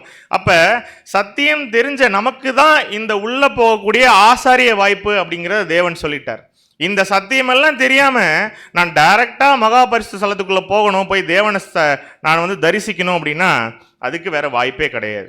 இப்ப பாளையத்துல நாம ஸ்டார்ட் பண்ணி நம்மளுடைய டார்கெட் எங்கவா இருக்கு அப்படின்னா ஃபைனலா மகா பரிசுத்த ஸ்தலத்துக்குள்ள என்ன பண்ணி ஆகணும், இப்ப நாம போயாகணும். அப்படின்னா டைரக்டா போக முடியாதுன்னு பார்த்துட்டோம், ஸ்டெப் பை ஸ்டெப்பா தான் போகணும். அப்படின்னா இன்னைக்கு ஒவ்வொரு வாரமும் பாடங்கள் கேட்டு நாம் என்ன பண்ணிட்டு இருக்கோம் அப்படின்னா ஒவ்வொரு ஸ்டெப்பா கடந்து போயிட்டு இருக்கோம். அன்புக்குரிய சகோதர சகோதரிகளே, இப்போ இதுக்குள்ளே ஸ்பிரிச்சுவல் மீனிங் நிறைய இருக்கு. இந்த வெளியில பாளையத்துல இருந்து பிரகாரத்துக்குள்ளதுக்கு ரெண்டுத்துக்கும் மிடியில அந்த அவுட்டர் காம்பவுண்ட் பார்க்குறோம் இல்லையா, அந்த பிரகாரத்தினுடைய தூண், இதுல துணி கொடுக்கப்பட்டிருக்குன்னு சொல்லி கூட பார்க்குறோம். ஒயிட் கலர்ல இருக்கும் அப்படின்னு சொல்லி கூட நம்ம பார்க்குறோம். அப்போ வரப்போ பாளையத்திலேருந்து பிரகாரத்துக்குள்ள வரும்பொழுது நம்ம எப்படி இருந்திருக்கோம் அப்படின்னா அசுத்தமா இருந்திருக்கலாம். ஆனா இப்ப பரிசுத்தமா உள்ள நாம போகணும் அப்படிங்கும் போது இந்த பரிசுத்தத்தை எடுத்து நிறுத்துவதற்காக என்ன பண்றாரு அப்படின்னா அங்க சில பில்லர்ஸை கொடுக்குறாரு அப்படின்னு சொல்லி கூட பார்க்குறோம். இந்த பில்லர் மரத்துல செய்யப்பட்ட ஒரு விஷயங்கள். மரங்கள் ஸ்பிரிச்சுவல் மீனிங்ல மனிதர்களை குறிக்கக்கூடிய ஒரு விஷயமா இருக்கு. ஸோ நம்மை குறிக்குது இந்த தூண் அப்படின்னா தேவன் இன்னைக்கு நாம என்ன நிலைமைக்கு கொண்டு போறார் அப்படின்னு சொல்றதுக்கு தான் உதாரணத்துக்கு இந்த ஒரு மரம், இந்த ஒரு தூண். இந்த மரம் மண்ணுக்குள்ள புதைஞ்சிருக்குமா? எதுல புதைஞ்சிருந்தது? மண்ணுக்குள்ள போனா என்ன ஆகும், இந்த மரம் மண்ணு அரிச்சிரும் இல்லைங்களா? ஸோ தேவன் என்ன பண்றாரு அப்படின்னா ஒரு காப்பர் பாட்டம் போட்டு என்ன பண்றாரு, இதை போட்டு வைக்கிறாருன்னு சொல்லி பார்த்தோம் இல்லையா? ஸோ உலகத்தோட நம்ம சம்பந்தப்பட்டிருக்கோம் அப்படின்னா இந்த உலகம் நம்மளை என்ன பண்ணிடும், என்னைக்குமே ஒரு நாள் அரிச்சிரும். தேவன் என்ன பண்றாரு, இப்படி நம்மளை கூப்பிட்டு பில்லர் மாதிரி நம்மளை நீ உலகத்தோட என்ன பண்ணாத, சம்பந்தம் பண்ணாத, உனக்கு என்ன பண்றேன் அப்படின்னா நான் அதுக்கு ஒரு காப்பர் பாட்டம் கூட என்ன பண்றேன் அப்படின்னா போட்டு கொடுக்குறாரு. அப்படின்னா என்ன கிளியரா புரிஞ்சுக்கிறோம் அப்படின்னா காப்பர் பரிபூரணத்தை குறிக்கக்கூடிய ஒரு விஷயமா இருக்கு. அப்படின்னா பரிபூரணமான சத்தியத்தை வச்சு நீங்க நின்னீங்க அப்படின்னா நீங்க யாரு கூடவே சம்பந்தப்பட மாட்டீங்க. அப்படின்னா இந்த பூமியின் மண்ணோட இந்த உலகத்தோட நமக்கு சம்பந்தம் இல்லை. அடுத்த வாரம் 6 மணிக்கு கிளாஸுக்கு வரணும்னா 1000 பிரச்சனை வரும். ஆனா தேவன் என்ன பண்றாரு அப்படின்னா இந்த பூமிக்கும் உனக்கும் சம்பந்தம் இல்லாத மாதிரி நான் என்ன பண்றேன் அப்படின்னா நான் அழகா உன்னை ப்ரொடெக்ட் பண்றேன் அப்படிங்கிறத இன்டைரக்டா சொல்றாரு. ஜஸ்ட் கிளாஸுக்கு வர்றதுக்கு மட்டுமா அப்படின்னா இனி காலம் ஃபுல்லா சத்தியத்துல ஓடுவதற்காக தேவன் நம்மளை என்ன பண்றாரு அப்படின்னா ரொம்ப அழகா பராமரிக்கிறார். அப்ப இந்த துணியை ஸ்டிஃபா பிடிச்சி வைக்கிறதுக்கு வெள்ளி கொக்கிகள் பயன்படுத்தியிருக்கார் அப்படின்னு சொல்லி கூட பார்த்தோம் இல்லையா? என்ன வேணா ரேண்டமா பயன்படுத்திருக்கலாம்ல மெட்டல்ஸ். ஏன் இது மரம், இது மனுஷனை குறிக்கணும், ஏன் இது காப்பர் பாட்டம் இங்க பரிசுத்தத்தை குறிக்கணும், ஏன் இது மனுஷனுக்கு ஒப்பிடணும், ஏன்னா இது மண்ணோட சம்பந்தப்பட்டிருக்க கூடாது, சம்பந்தப்பட்டா மண்ணை தான் அரிச்சிரும். அப்ப ஏங்க வெள்ளி கொக்கி அப்படின்னா அதுக்கு ஒரு ஸ்பிரிச்சுவல் மீனிங் இருக்கு இல்லையா? வெள்ளி கொக்கி தான் என்ன பண்ணுதான், இந்த ஸ்கிரீன் வந்து கீழே விழாம ஸ்டிஃபா இந்த பில்லரோட சேர்த்து அந்த ஸ்கிரீன் என்ன பண்ணிட்டு இருக்கு அப்படின்னா பிடிச்சிட்டு இருக்கு. அப்ப வெள்ளி எதற்கு ஒப்புமையான ஒரு விஷயம் அப்படின்னா வசனத்தின் மூலமாக நம்ம பார்க்கலாம். சங்கீதம் 12ஆம் அதிகாரம் 6ஆம் வசனம் வாசிக்கலாம். 12ஆம் சங்கீதம் 6ஆம் வசனம். கர்த்தருடைய சொற்கள் மண் குகையில் 7 தரம் உருக்கி புடமிடப்பட்ட வெள்ளிக்கொப்பான சுத்த சொற்களாய் இருக்கிறது. இப்ப இதுல ஸ்ட்ராங்கா நம்ம நிக்கணும் அப்படின்னா நம்மளை நிக்க வைக்கிறது இந்த உண்மையான சத்தியம் மட்டுமே. தேவனோட பிளேசஸ்ல நம்மளை நிக்க வைக்கிறது, நம்மள அதோட சேர்க்கிறது என்ன வேலை அப்படின்னா தேவன் கொடுத்துட்ட சத்தியம் மட்டுமே. சத்தியத்தையும் அறிவீர்கள், சத்தியம் உங்களை விடுதலையாக்கும். ஸோ தேவன் நம்ம மேலே வச்சிருக்க பிளானை பாருங்க. ஒரு சாதாரண ஒரு காம்பவுண்ட் வாலில் என்ன பண்ண முடியுது, கிளியராக நம்மளால ஸ்பிரிச்சுவலாக புரிஞ்சுக்க முடியுது. நெக்ஸ்ட் என்ன பண்ணணும் அப்படின்னா இப்போ நம்ம பிரகாரத்துக்குள்ளே போகணும். இன்னும் எங்கேயே போகல, நாம பிரகாரத்துக்குள்ளேயே போகலை இல்லையா? அப்போ எப்படி போகணும் அப்படின்னா ஜம்ப் பண்ணிலாம் போக முடியாது. ஒரு என்ட்ரன்ஸ் இருக்கு, இந்த என்ட்ரன்ஸ் மூலமாக தான் போகணும். அப்போ நம்மளை கூட்டிட்டு போகக்கூடிய அந்த ஒரே வழி யாராக இருக்க வாய்ப்புண்டு? எங்களை சொல்லிடுவீங்களோன்னு பயந்துட்டோம். யாரு தான் உங்களை உள்ள கூட்டிட்டு போக முடியும் அப்படின்னா ஆண்டவர் தான் கூட்டிட்டு போக முடியும் இல்லையா? அவர் இல்லைன்னா இன்னைக்கு நாம எல்லாருமே எங்க தான் இருந்திருப்போம்? இருட்டில் தான் இருந்திருப்போம். ஈடு பலிங்கிற பாடம் கேட்டோமா? என்ன அருமையான ஒரு டாக்டர்னு யோசிச்சு பாருங்க. தான் நேசித்த ஒரே பேரான குமாரனை நம்மை மீட்டெடுக்கும் வண்ணமாக கிறிஸ்துவ என்ன பண்றாரு? பலியா கொடுக்கிறார். அவரும் ரொம்ப ஹம்பிளா கீழ்ப்படிஞ்சு எக்ஸ்ட்ரீம் கேரக்டர் காட்டி உச்சபட்ச மகிமைக்கு இப்போ என்ன பண்ணியிருக்காரு அப்படின்னா சொந்தக்காரராக மாறி இருக்காரு. அப்படின்னா நமக்கு என்னைக்குமே வாசல் வழி எல்லாமே யாரு தான் அப்படின்னா ஆண்டவராக இயேசு கிறிஸ்து தான். வசனம் இருக்கா? டைரக்டாவே இருக்கு. யோவான் 10:9 வாசிக்கலாம். யோவான் 10ஆம் அதிகாரம் 9ஆம் வசனம். நானே வாசல், என் வழியாய் ஒருவன் உட்பிரவேசித்தால் அவன் ரட்சிக்கப்படுவான், அவன் உள்ளும் புறம்பும் சென்று மேய்ச்சலை கண்டடைவான். அன்னைக்கு இந்த ஆசரிப்பு கூடாரத்துக்கு சில என்ட்ரன்சஸ் இருந்தது இல்லையா? இன்னைக்கு நாம தேவனை போய் தரிசிக்கணும் அப்படின்னா நமக்கு கூட என்ட்ரன்ஸா யாரை நம்ம கடந்து தான் போகணும் அப்படின்னா ஆண்டவராக இயேசு கிறிஸ்துவ கடந்து தான் போகணும். இன்னைக்கு நிறைய இடங்கள்ல இயேசு கிறிஸ்துவனுடைய நாமத்தை கனப்படுத்துறதே கிடையாது. நல்லா புரிஞ்சுக்கணும் அன்புக்குரிய சகோதர சகோதரிகளே. பிதாவை கனப்படுத்துறோம் இல்லையா? பிதாவை கனப்படுத்துறோம். ஒரு சாரார் என்ன பண்றாங்க, இன்னைக்கு பிதாவை மட்டுமே கனப்படுத்திட்டு இருப்பாங்க. இயேசு கிறிஸ்துவை பத்தி என்ன பண்ண மாட்டாங்க, பேசவே மாட்டாங்க. அவரெல்லாம் போக முடியுமா உள்ளர? முடியவே முடியாது. வசனம் டைரக்டா சொல்லுது.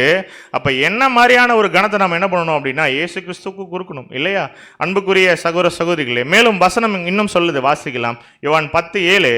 யோவான் 10ஆம் அதிகாரம் 7ஆம் வசனம்.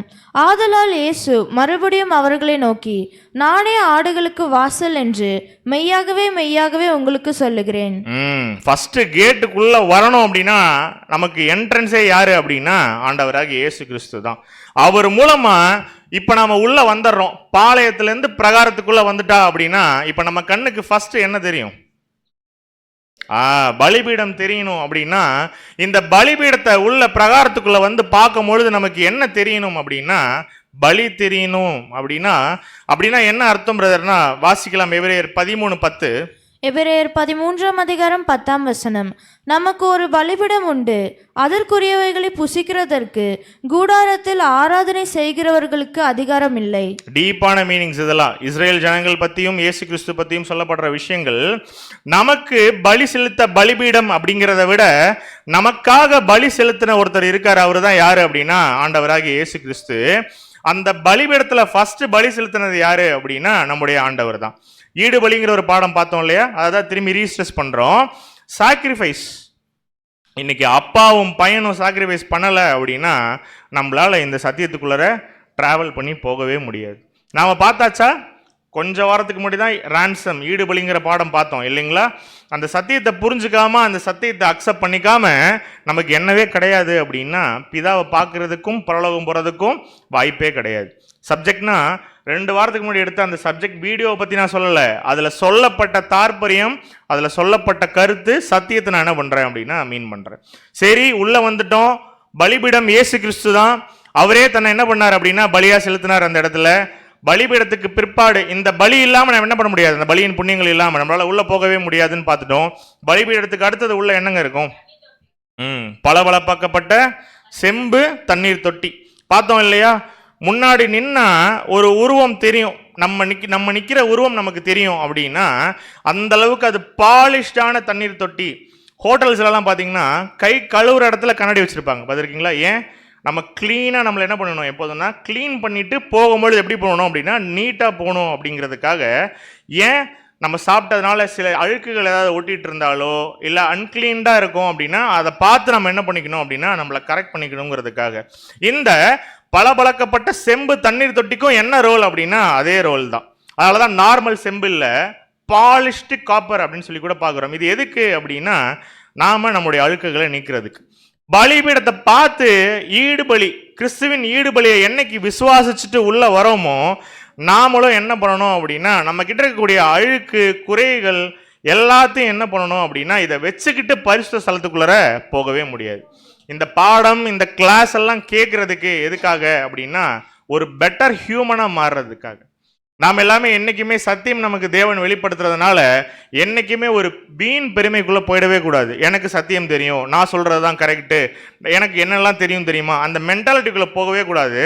ஹம்பிளா தேவன் நமக்கு இன்னைக்கு அநேகருக்கு மறைச்சதை நமக்கு வெளிப்படுத்திட்டு இருக்காரு. அப்படிங்கும் போது எக்ஸ்ட்ரீம் ஹம்பிள்னஸ்ல தான் கேரக்டர் காட்டணுமே தவிர பெருமைக்குள்ள நம்ம என்னைக்குமே போகக்கூடாது. எல்லா அழுக்குகளையும் விடணும். அப்படிங்கும் பொழுது வெளியரங்கமான அழுக்கை பற்றிங்க நம்ம பேசலை. நம்ம லைஃப்ல நாம என்ன பண்ணணும் அப்படின்னா நமக்கு கண்ணாடியா நம்ம பார்க்கணும் அப்படின்னா யாரை கண்ணாடியா வச்சா நம்மளை கட் பண்ணிக்க முடியும் கரெக்டா? ஆண்டவராக இயேசு கிறிஸ்து இல்லையா? இன்னைக்கு ஒரு கொலகாரனை முன்னாடி கண்ணாடியா வச்சிங்கன்னா அவனை பார்க்கும்போது நாமளே எப்படிதான் இருக்கோம், பெட்டரா தான் இருப்போம் இன்னைக்கு. அப்ப நாம எக்ஸாம்பிளுக்கும் பார்க்கறதுக்கும் எப்போதுமே ஒரு பெட்டர் பர்சனை வைக்கணும். சில நேரம் என்ன வச்சிருவோம் தெரியுமா, இங்க நிற்கக்கூடிய சகோதரர்களை வச்சிருவோம் எக்ஸாம்பிள்ஸுக்கு.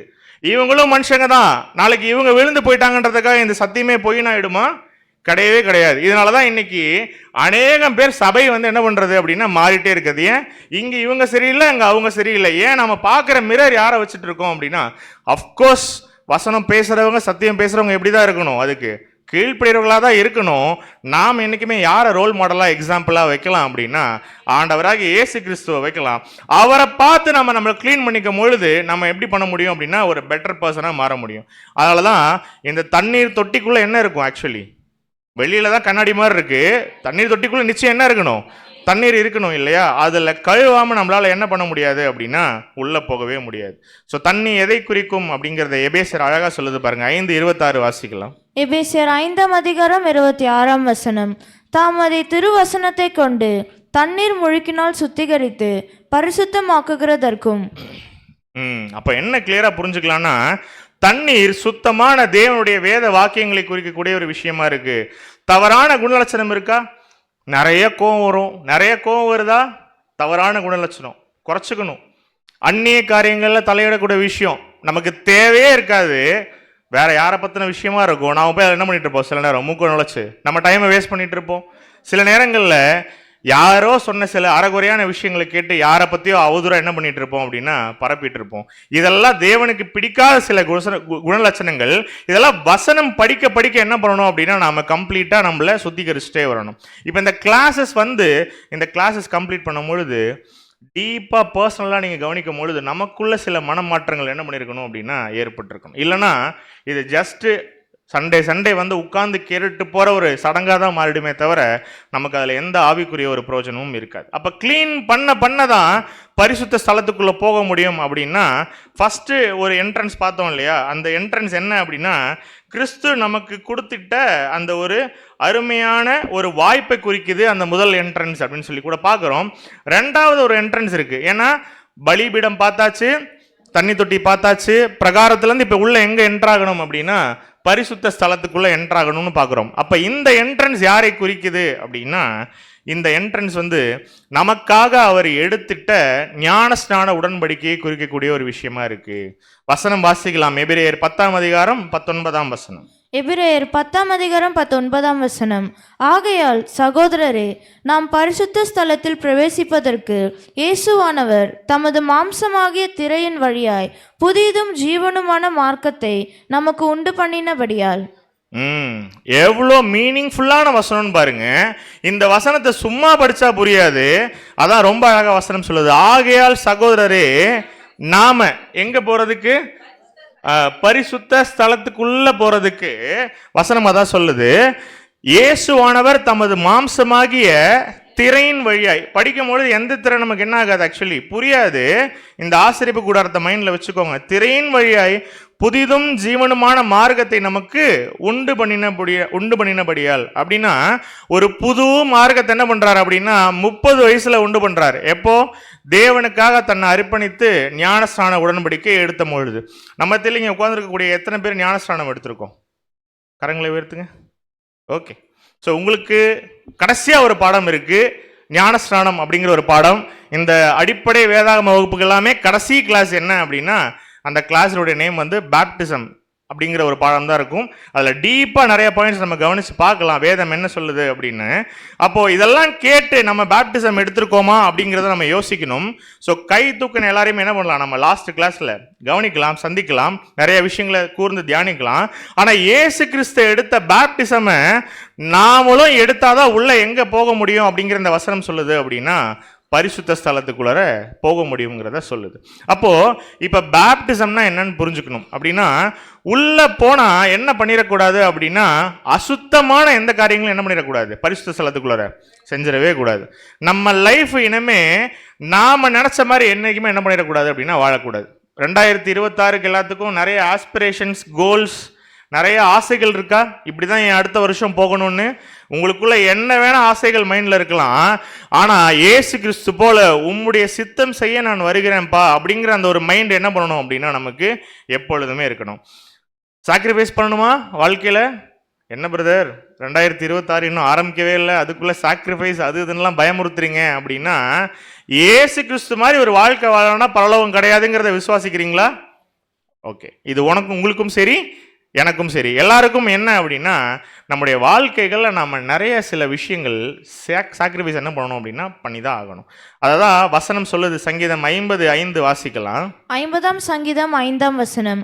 பலியினாலே என்னோட உடன்படிக்கை பண்ணின என்னுடைய பரிசுத்தவான்களை என்னிடத்தில் கூட்டுங்கள் என்பார். உள்ள வரணும் பரிசுத்த ஸ்தலத்துக்குள்ளனா நம்மளை நாமளே என்ன பண்ணியிருக்கணும்னா கிளீன் பண்ணியிருக்கணும். என்ன அழகான வார்த்தைகள் பாருங்க. பலியினாலே என்னோட உடன்படிக்கை பண்ணின என்னுடைய பரிசுத்தவான்கள் என்ன பண்ணுங்க என்னிடத்தில் கூட்டுங்கள் என்பார்.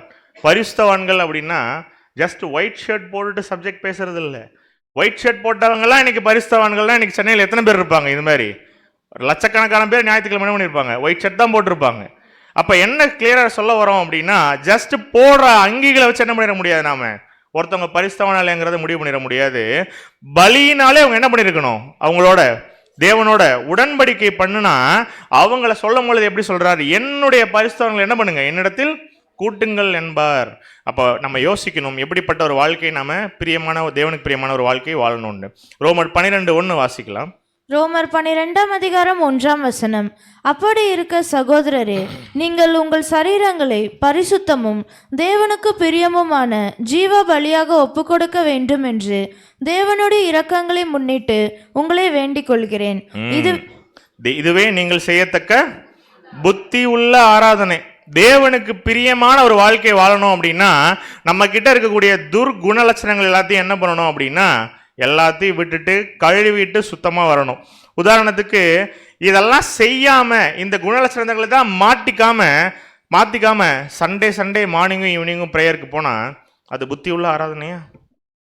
நாம் என்ன நினச்சிட்டு இருக்கோம், ஜஸ்ட் சண்டே சர்ச்சுக்கு போகிறதுனாலையோ ஈவினிங் கிளாஸுக்கு போகிறதுனாலையோ என்னங்க பிரதர் கிளாஸுக்கு கூப்பிட்டு வச்சு திட்டிகிட்டு இருக்கீங்க அப்படின்னா, திட்டுறதுக்காக இல்லை, நம்ம சிந்திக்கிறதுக்காக ஒரு பாயிண்ட் இது. ஜஸ்ட்டு சர்ச்சுக்கு போகிறதுனால நம்ம எல்லாருமே பரிசுத்தவான்கள் ஆகிடுவோமானா மாற்றமே நடக்காது வாழ்க்கையில். நாம் என்ன பண்ணணும்னா கேட்குற வசனத்துக்கு கீழ்ப்படிந்து அதுக்கு கிரியை செய்யக்கூடிய பிள்ளைகளாக இருந்தால் பரிசுத்த ஸ்தலத்துக்குள்ளே என்ட்ராகும் போது ரொம்ப பரிசுத்தமாக என்ட்ராகலாம். ஒருவேளை சின்ன உதாரணத்துக்கு கேட்குறேன், இப்படி பரிசுத்த ஸ்தலத்துக்குள்ளே என்ட்ராகும் போது ஒருவேளை அழுக்கோட அந்த பிரதான ஆசிரியன் போயிட்டா என்ன தண்டனை? மரண தண்டனை. அப்ப சரி என்ன தப்பு என்னன்னு தெரிஞ்சுட்டு நம்ம செய்யற துணிகரமான பாவங்கள் இருக்கு இல்லையா, அது தேவனுக்கு என்னைக்குமே பிடிக்காத ஒரு விஷயம். நரகம் இல்லைங்கிறத பார்த்துட்டோம், நாம நினைச்ச மாதிரி நரகம் வேதாகமத்தில் சொல்லப்படலைங்கிறத பார்த்துட்டோம். ஆனாலும் இந்த அடுத்த புது வருடத்துக்குள்ள நம்ம என்ட்ராகிறதுக்கு முன்னாடி நம்ம கிட்ட இருக்கக்கூடிய எல்லா துர்குணலட்சங்களும் என்ன பண்ணணும் அப்படின்னா நம்ம தேவனுக்கு என்று நம்ம எல்லாத்தையும் விட்டு விடணும். தேவனுக்காக இல்லை, நம்மளுடைய ரட்சிப்புங்கிறத நம்ம யோசிச்சு பார்க்கணும். இப்படியெல்லாம் அசுத்தமாக இருந்தால் அவர் என்ன பண்ண மாட்டார், எப்போதுமே கிட்டையே சேர்க்க மாட்டார். அப்படின்னா ஒரு தூசி துரும்பு கூட மேலே படாமல் நம்மளை பார்த்துப்பார். அடுத்த வருஷம் ஒருவேளை நாம் அவருக்காக நல்ல நல்ல கேரக்டர்ஸை மட்டும் வச்சுட்டு கெட்ட விஷயங்களை நம்மக்கிட்ட இருந்து அகற்றிட்டா அப்படிங்கிறத பார்க்குறோம். கலாத்தியர் 3:27 வாசிக்கலாம்.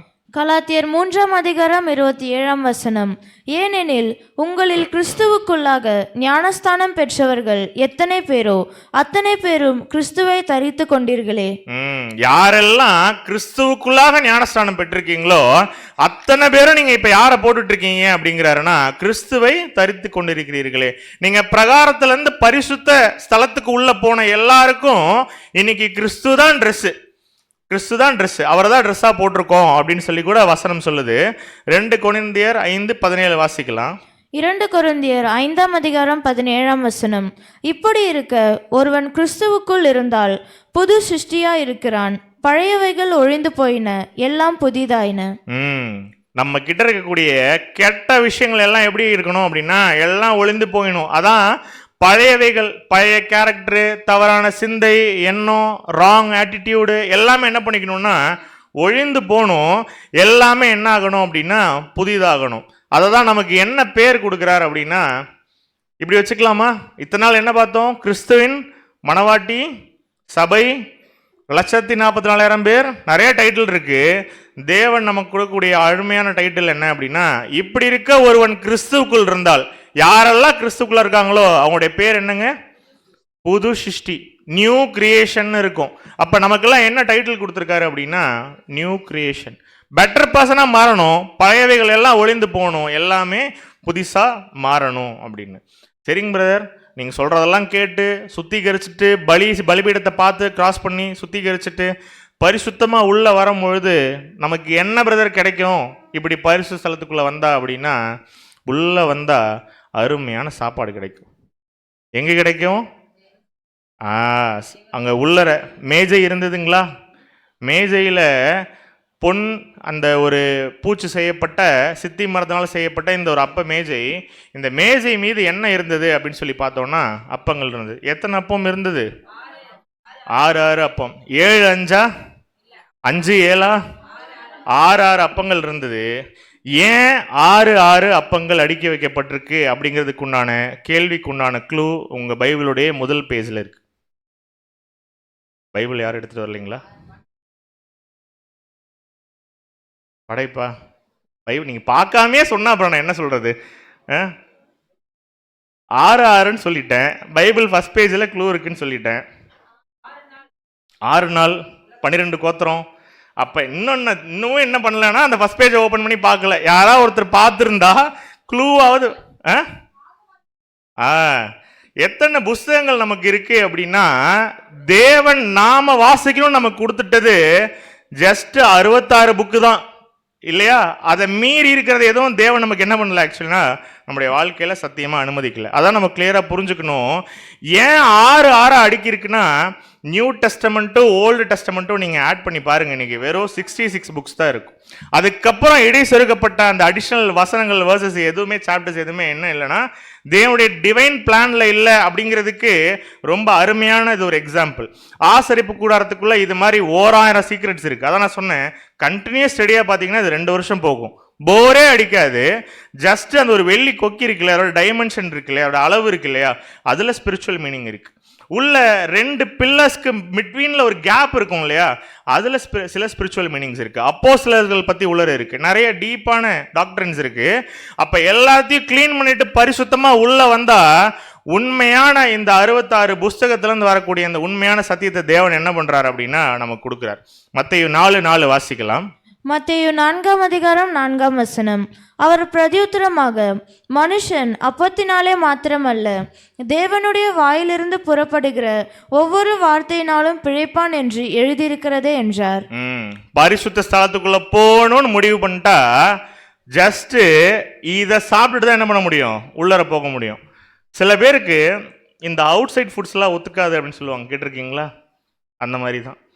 ஒருவேளை நான் பரலோகத்துக்கு போகணும் அப்படின்னா தேவன்கிட்ட பேசிகிட்டு இருந்தேன், சீடி போட்டுட்டு இருந்தேன், நான் ஆற்றங்கரையோட விளையாண்டுட்டு இருந்தேன், இந்த மாதிரியாலாம் சத்தியம் கேட்டுட்டு அப்படியே பரலோகம் போயிடலாம்னு நினச்சிங்கன்னா அவங்களும் போகிறதுக்கு வாய்ப்பு இல்லை, நாமளும் போகிறதுக்கு வாய்ப்பு இல்லை. அதனால் என்றைக்குமே மனுஷர்கள் பேசக்கூடிய கட்டுக்கதைகளுக்கும் அந்த வியாக்கியானங்களுக்கும் விளக்கங்களுக்கும் நம்ம என்ன பண்ண வேண்டாம் அப்படின்னா நம்ம செவியை சாய்க்கவே வேணாம். சாய்க்கிறது எதுக்கு சமம் அப்படின்னா, பரிசுத்த ஸ்தலத்துக்கு உள்ளே போகும்போது அவுட் சைட் ஃபுட்டு சாப்பிட்டு போகிற மாதிரி. அவுட் சைட் ஃபுட்டு ஒத்துக்குமா? எல்லா டைமும் ஒத்துக்காது, கலப்படம் நிறையா இருக்கும். உள்ளே போனீங்கன்னா அவர் என்ன கொடுக்குறாரு அப்படின்னா, மனுஷன் அப்பத்தினாலே மாத்திரமல்ல தேவனுடைய வாயிலிருந்து புறப்படுகிற ஒவ்வொரு வார்த்தையினாலும் பிழைப்பான் என்று எழுதியிருக்கே. ஏன்னா தேவன் கொடுத்துட்ட வசனங்கள் உண்மையானது. இன்னைக்கு ஆனால் அப்படி நடக்கிறதில்ல அன்புக்குரிய சகோதர சகோதரிகளே.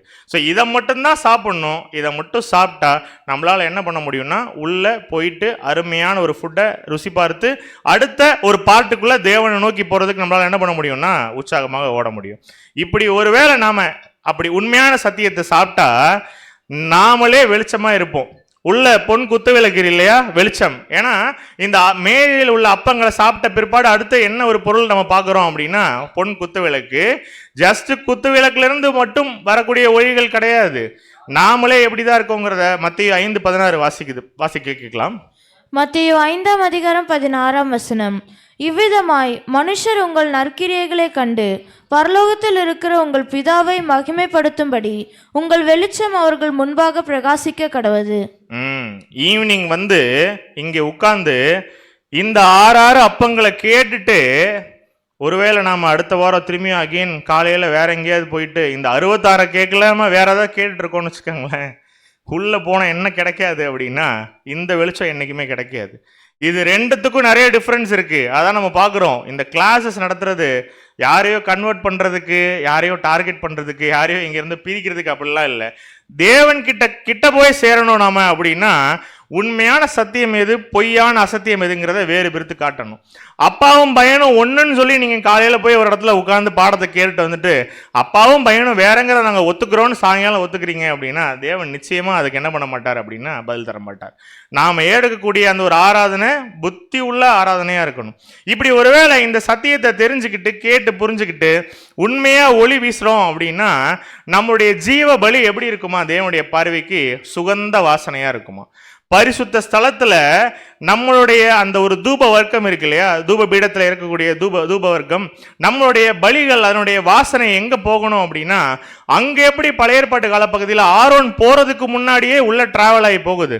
அந்த ஒரு சுகந்த வாசனை நம்முடைய பலியின் மூலமாகவே அதை அடுத்து உள்ள நம்மளை எங்கே எடுத்துகிட்டு போகணும் அப்படின்னா மகா பரிசுத்த ஸ்தலத்துக்குள்ளாக நம்மை எடுத்து போகணும். அப்போ இயேசு கிறிஸ்து பலி செலுத்தினாரா அப்படின்னா ஃபஸ்ட்டு ஒரு அருமையான சுகந்த வாசனையான ஒரு பலியை ஏற்படுத்தி செலுத்தி இயேசு கிறிஸ்து அழகாக நமக்கு ஒரு ரோல் மாடல் காட்டினாரு. எபேசியர் 5:2 வாசிக்கலாம். எபேசியர் 5:2 கிறிஸ்து நமக்காக தம்மை தேவனுக்கு சுகந்த வாசனையான காணிக்கையாகவும் பலியாகவும் ஒப்பு கொடுத்து நம்மில் அன்பு கூர்ந்தது போல நீங்களும் அன்பிலே நடந்து கொள்ளுங்கள். இயேசு கிறிஸ்து மாதிரி சுகந்த வாசனையா நம்ம வாழணும் அப்படின்னா பரிசுத்த ஸ்தலத்துல நம்முடைய ஒர்க் ஆக்சுவலி ஓவர். ஆனா அடுத்தது எங்க உள்ள போகணும் தேவனை பார்க்கறதுக்கு? மகா பரிசுத்த ஸ்தலத்துக்குள்ள போனாதான் அந்த யாரை பார்க்க முடியும்? தேவனை பார்க்க முடியும். மொதல் ஒரு என்ட்ரன்ஸ் பார்த்தோம் இல்லையா, இயேசு கிறிஸ்து நமக்கு கொடுத்துட்ட மாபெரும் வாய்ப்பு மொதல் என்ட்ரன்ஸ். ரெண்டாவது என்ட்ரன்ஸ் என்ன? இங்கே உள்ளர போறதுக்கு ஃபர்ஸ்ட் என்ட்ரன்ஸ் இது இயேசு கிறிஸ்து நமக்கு கொடுத்த வாய்ப்பு. இது என்னன்னு பார்த்தோம், ஞானஸ்நான உடன்படிக்கைன்னு பார்த்தோம். அடுத்தது டைரக்டா உள்ள போக முடியுமா அப்படின்னா எப்படி பலி செலுத்தப்பட்ட அந்த ஒரு மிருகம் உள்ள போகாதோ அதனுடைய பலியினுடைய அந்த சுகந்த வாசனை தான் உள்ள டிராவல் ஆகி போகுதோ அது போல இந்த மூன்றாவது அந்த ஒரு என்ட்ரன்ஸ்குள்ள போகணும், அந்த தேர்ட் கேட்டுக்குள்ள போகணும் அப்படின்னா நாம அப்படியே போக முடியாது அன்புக்குரிய சகோதர சகோதரிகளே. இது எதை குறிக்குது அப்படின்னா நம்முடைய ஆண்டவருடைய சிலுவை மரணத்தை குறிக்கக்கூடிய ஒரு விஷயமா இருக்கு. எபிரேயர் 6:18 வாசிக்கலாம். எபிரேயர் 6:18 நமக்கு முன் வைக்கப்பட்ட நம்பிக்கையை பற்றி கொள்ளும்படி அடைக்கலமாய் ஓடி வந்த நமக்கு 2 மாறாத விசேஷங்களினால் நிறைந்த ஆறுதல் உண்டாகும்படிக்கு எவ்வளவேனும் பொய்யுரையாத தேவன் அப்படி செய்தார். இந்த வசனத்தினுடைய விளக்கங்கள் நாம் நம்முடைய டீப் ஸ்டடியில பார்க்கலாம். டைரக்டா 19th verse வந்துருங்க நீங்க. 19ஆம் வசனம். அந்த நம்பிக்கை நமக்கு நிலையும் உறுதியும் திரைக்குள்ளாக போகிறதுமான ஆத்தும நங்கூரமாய் இருக்கிறது. திரைக்குள்ள போகணும் நாம அப்படின்னாலே நம்முடைய லைஃப் வந்து எப்படி இருக்கணும் அப்படின்னா ரொம்ப ஸ்ட்ராங்கா இருக்கணும் சத்தியத்துல. இதே மாதிரி ஒருத்தர் கான்ஃபிடென்ட்டா ஸ்ட்ராங்கா இருந்தாரு அப்போஸ்தலர்கள்ல. அப்போஸ்தலனாகிய பவுல் சொன்னாரா? அந்த 2வது வசனம் பாருங்க. அந்த நம்பிக்கை நமக்கு நிலையும் உறுதியுமான திரைக்குள்ளாக போகிறதுமான ஆத்தும நங்குரமாய் இருக்கு. திரைகள் வருது, யோசிச்சு பாருங்க எப்படி அழகா வசனத்தோட மேட்ச் பண்ணலாம் அப்படின்னு. ஏன்னா பவுல் ரொம்ப அழகா சொல்லிட்டாரு, நல்ல போராட்டத்தை போராடினேன், ஓட்டத்தை முடித்தேன், இது முதல் நீதியின் கிரீடம் என்ன பண்ணேன், நான் விசுவாசத்தை காட்டுக்கொண்டேன், இது முதல் நீதியின் கிரீடம் என்ன பண்ணிருக்கு எனக்காக வைக்கப்பட்டிருக்குங்கிறத சொல்லும் பொழுது நாம இந்த மாதிரியான ஒரு ஃபெய்த்துக்குள்ள இருந்தாதான் நம்மளால மகா பரிசு ஸ்தலத்துக்குள்ள என்ன பண்ண முடியும் அப்படின்னா போக முடியும். போகிற இடத்துல நமக்கு ஏதாவது பிரச்சனை வருமா உள்ள என்ட்ரானதுக்கு அப்புறம் அப்படின்னா, என்னைக்கு ஞான ஸ்நானத்துல நாம உடன்படிக்கைக்குள்ள நம்மளை ஒப்பு கொடுத்து உள்ள என்ட்ராகிறோமோ, நாம எங்கெல்லாம் போறோமோ கூட வர எல்லா இடத்துலையும் இங்க யார் டிராவல் பண்ணுவா உள்ள எல்லா இடத்துலையும்? ஆசரிப்பு கூடத்துல லிட்டரலா கேட்கிறேன், யார் டிராவல் பண்ணுவா கூட கூட? பிரதான ஆசாரியன் வருவார் இல்லைங்களா? அது போல லிட்டரலா இன்னைக்கு நம்ம கூட யார் வரப்போறா அப்படின்னா ஆண்டவராகிய இயேசு கிறிஸ்து வரப்போறார். வசனம் இருக்கா? வசனம் இருக்கு. எபிரேயர் 4:15-16 வாசிக்கலாம். எபிரேயர் 4ஆம் அதிகாரம் வசனம் 15 முதல். நம்முடைய பலவீனங்களை குறித்து பரிதபிக்க கூடாத பிரதான ஆசாரியர் நமக்கு இராமல் எல்லா விதத்திலும் நம்மை போல் சோதிக்கப்பட்டும் பாவம் இல்லாதவராயிருக்கிற பிரதான ஆசாரியரே நமக்கு இருக்கிறார். ஆதலால் நாம் இரக்கத்தை பெறவும் ஏற்ற சமயத்தில் சகாயம் செய்யும் கிருபையை அடையவும் தைரியமாய் கிருபாசன தண்டையிலே சேர கடவும். வசனம் எவ்வளோ பியூட்டிஃபுல்லா மேட்ச் ஆகுதுங்கிறத நீங்க பார்க்கணும். நம்முடைய பலவீனங்களை குறித்து பரிதபிக்க கூடாத பிரதான ஆசாரியன் வந்து யார் இருக்கா? நமக்கு இருக்காரு, ஆண்டவராகிய இயேசு கிறிஸ்து இருக்காரு. எல்லா விதத்திலும் நம்மை போல் சோதிக்கப்பட்டும் பாவம் இல்லாதவராய் இருக்கிற பிரதான ஆசாரியரே யாருக்கு இருக்கா? நமக்கு இருக்கிறாரு. ஆதலால் நாம் இரக்கத்தை பெறவும் ஏற்ற சமயத்தில் சகாயம் செய்யும் கிருபையை அடையவும் தைரியமா எங்க போகணுமா?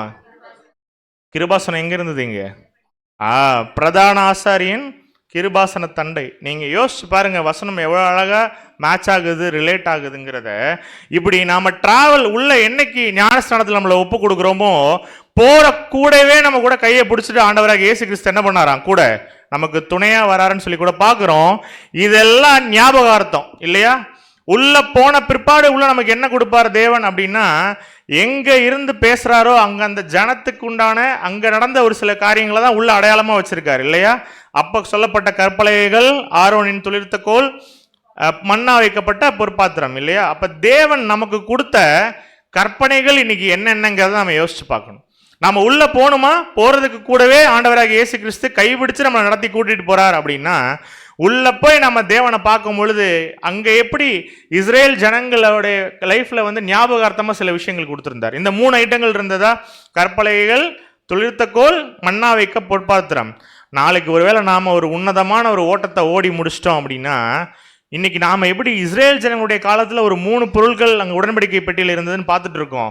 அது மாதிரி நாம ஒருவேளை புது சிஷ்யா மாதிரி சபையா நாளைக்கு மாறி மகிமை அடைஞ்சிட்டோம், கிறிஸ்துவோட இணைஞ்சிட்டோம் அப்படின்னா, அப்ப உலக ஜனங்களுக்கு தேவன் இந்த ஆசரிப்பு கூடாரம் பாடம் எடுக்கும் பொழுது நம்முடைய வாழ்க்கையில நமக்கு கொடுத்துட்ட கற்பனைகள், நம்ம கூட தேவன் ஏற்படுத்தின இந்த ஒட்டுமொத்த உடன்படிக்கை, நமக்கு தேவன் கொடுத்துக்கிட்ட அந்த இன்னைக்கு கொடுத்துட்ட அங்கீகாரம், நமக்காக தேவன் கொடுத்துட்ட இந்த மறைவான மன்னா, இது எல்லாமே கொடுத்துட்டு இதெல்லாம் வாங்கிட்டு எவ்வளோ அழகா என் பசங்க கேரக்டர் காட்டியிருக்காங்க பாரு பூமியில அப்படின்னு சொல்லிட்டு நம்முடைய லைஃப்பை நாளைக்கு எப்படி காட்டுவார் தேவன் அப்படின்னா, இந்த 3 பொருள்களை இஸ்ரேல் ஜனங்களுக்கு கொடுத்ததா காட்டுறாரு இல்லையா? அது போல நம்ம வாழ்க்கையில கொடுத்தது எல்லாத்தையுமே தேவனுடைய ராஜ்யத்துல உலக ஜனங்களுக்கு தேவன் என்ன பண்ணுவார் அப்படின்னா அழகா படம் போட்டு காட்டுவார். இன்னைக்கு நாம இஸ்ரேல் ஜனங்களை வச்சுட்டு பார்த்துட்டோம். அதான் சொல்றாரு வசனம் ரொம்ப அழகா சொல்லுது, ஆரோனை போல தேவனால் அழைக்கப்பட்டால் ஒழிய என்ன பண்ண முடியாது அப்படின்னா, ஒருவனும் கனமான ஊழியத்துக்கு தானாய் ஏற்படுத்துகிறது இல்லை. அப்ப இந்த ஊழியத்தை நாம செய்யறோம் அப்படின்னா நாம டைரக்டா எங்க போக முடியும் அப்படின்னா, டைரக்டா இல்ல, ஸ்டெப் பை ஸ்டெப்பா இந்த ஊழியத்தை நம்ம செய்யும் பொழுது அழகா என்ன பண்ண முடியும் அப்படின்னா, மகா பரிசுத்த ஸ்தலத்துக்குள்ள எப்படி அங்க ஆரோன் அங்க தேவனோட இருந்து அந்த பலிகளை ஏறெடுத்தாரோ, அது போல நம்மளாலையும் அங்க உள்ள போயிட்டு தேவனோட என்ன பண்ண முடியும்னா வாசம் பண்ண முடியும்னு பார்க்கிறோம். இப்ப ஆசரிப்பு கூடாரம்னா என்னன்னு ஒரு ஐடியா இருக்குங்களா? அதுல நமக்கு என்ன பாடம்? ஸோ நாம் எப்படி தேவனை மீட் பண்ணணும் அப்படிங்கிற அந்த ஒரு ஒப்பனை எங்கே இருக்குன்னு பார்த்துட்டோம்னா ஆசரிப்பு கூடாரத்தில் இருக்குது அப்படின்னு பார்த்துட்டோம். கேட்ட பாடங்கள் சத்தியங்களை மனதில் நிறுத்தணும். தேவன் இந்த 2025 இந்த வருஷங்களில் நமக்கு நிறைய நன்மையான விஷயங்கள் நம்முடைய வாழ்க்கையில் என்ன பண்ணியிருக்கார் அப்படின்னா, அநேக பிளெஸிங்ஸ் அனுமதிச்சிருக்கார். நிறைய நேரங்கள் நாம் என்ன பண்ணுறதில்லைன்னா, தேவன் கொடுத்துட்ட இந்த அருமையான வாழ்க்கைக்கே நாம் என்ன பண்ணுறதில்ல அப்படின்னா நன்றி எடுக்கிறது இல்லை.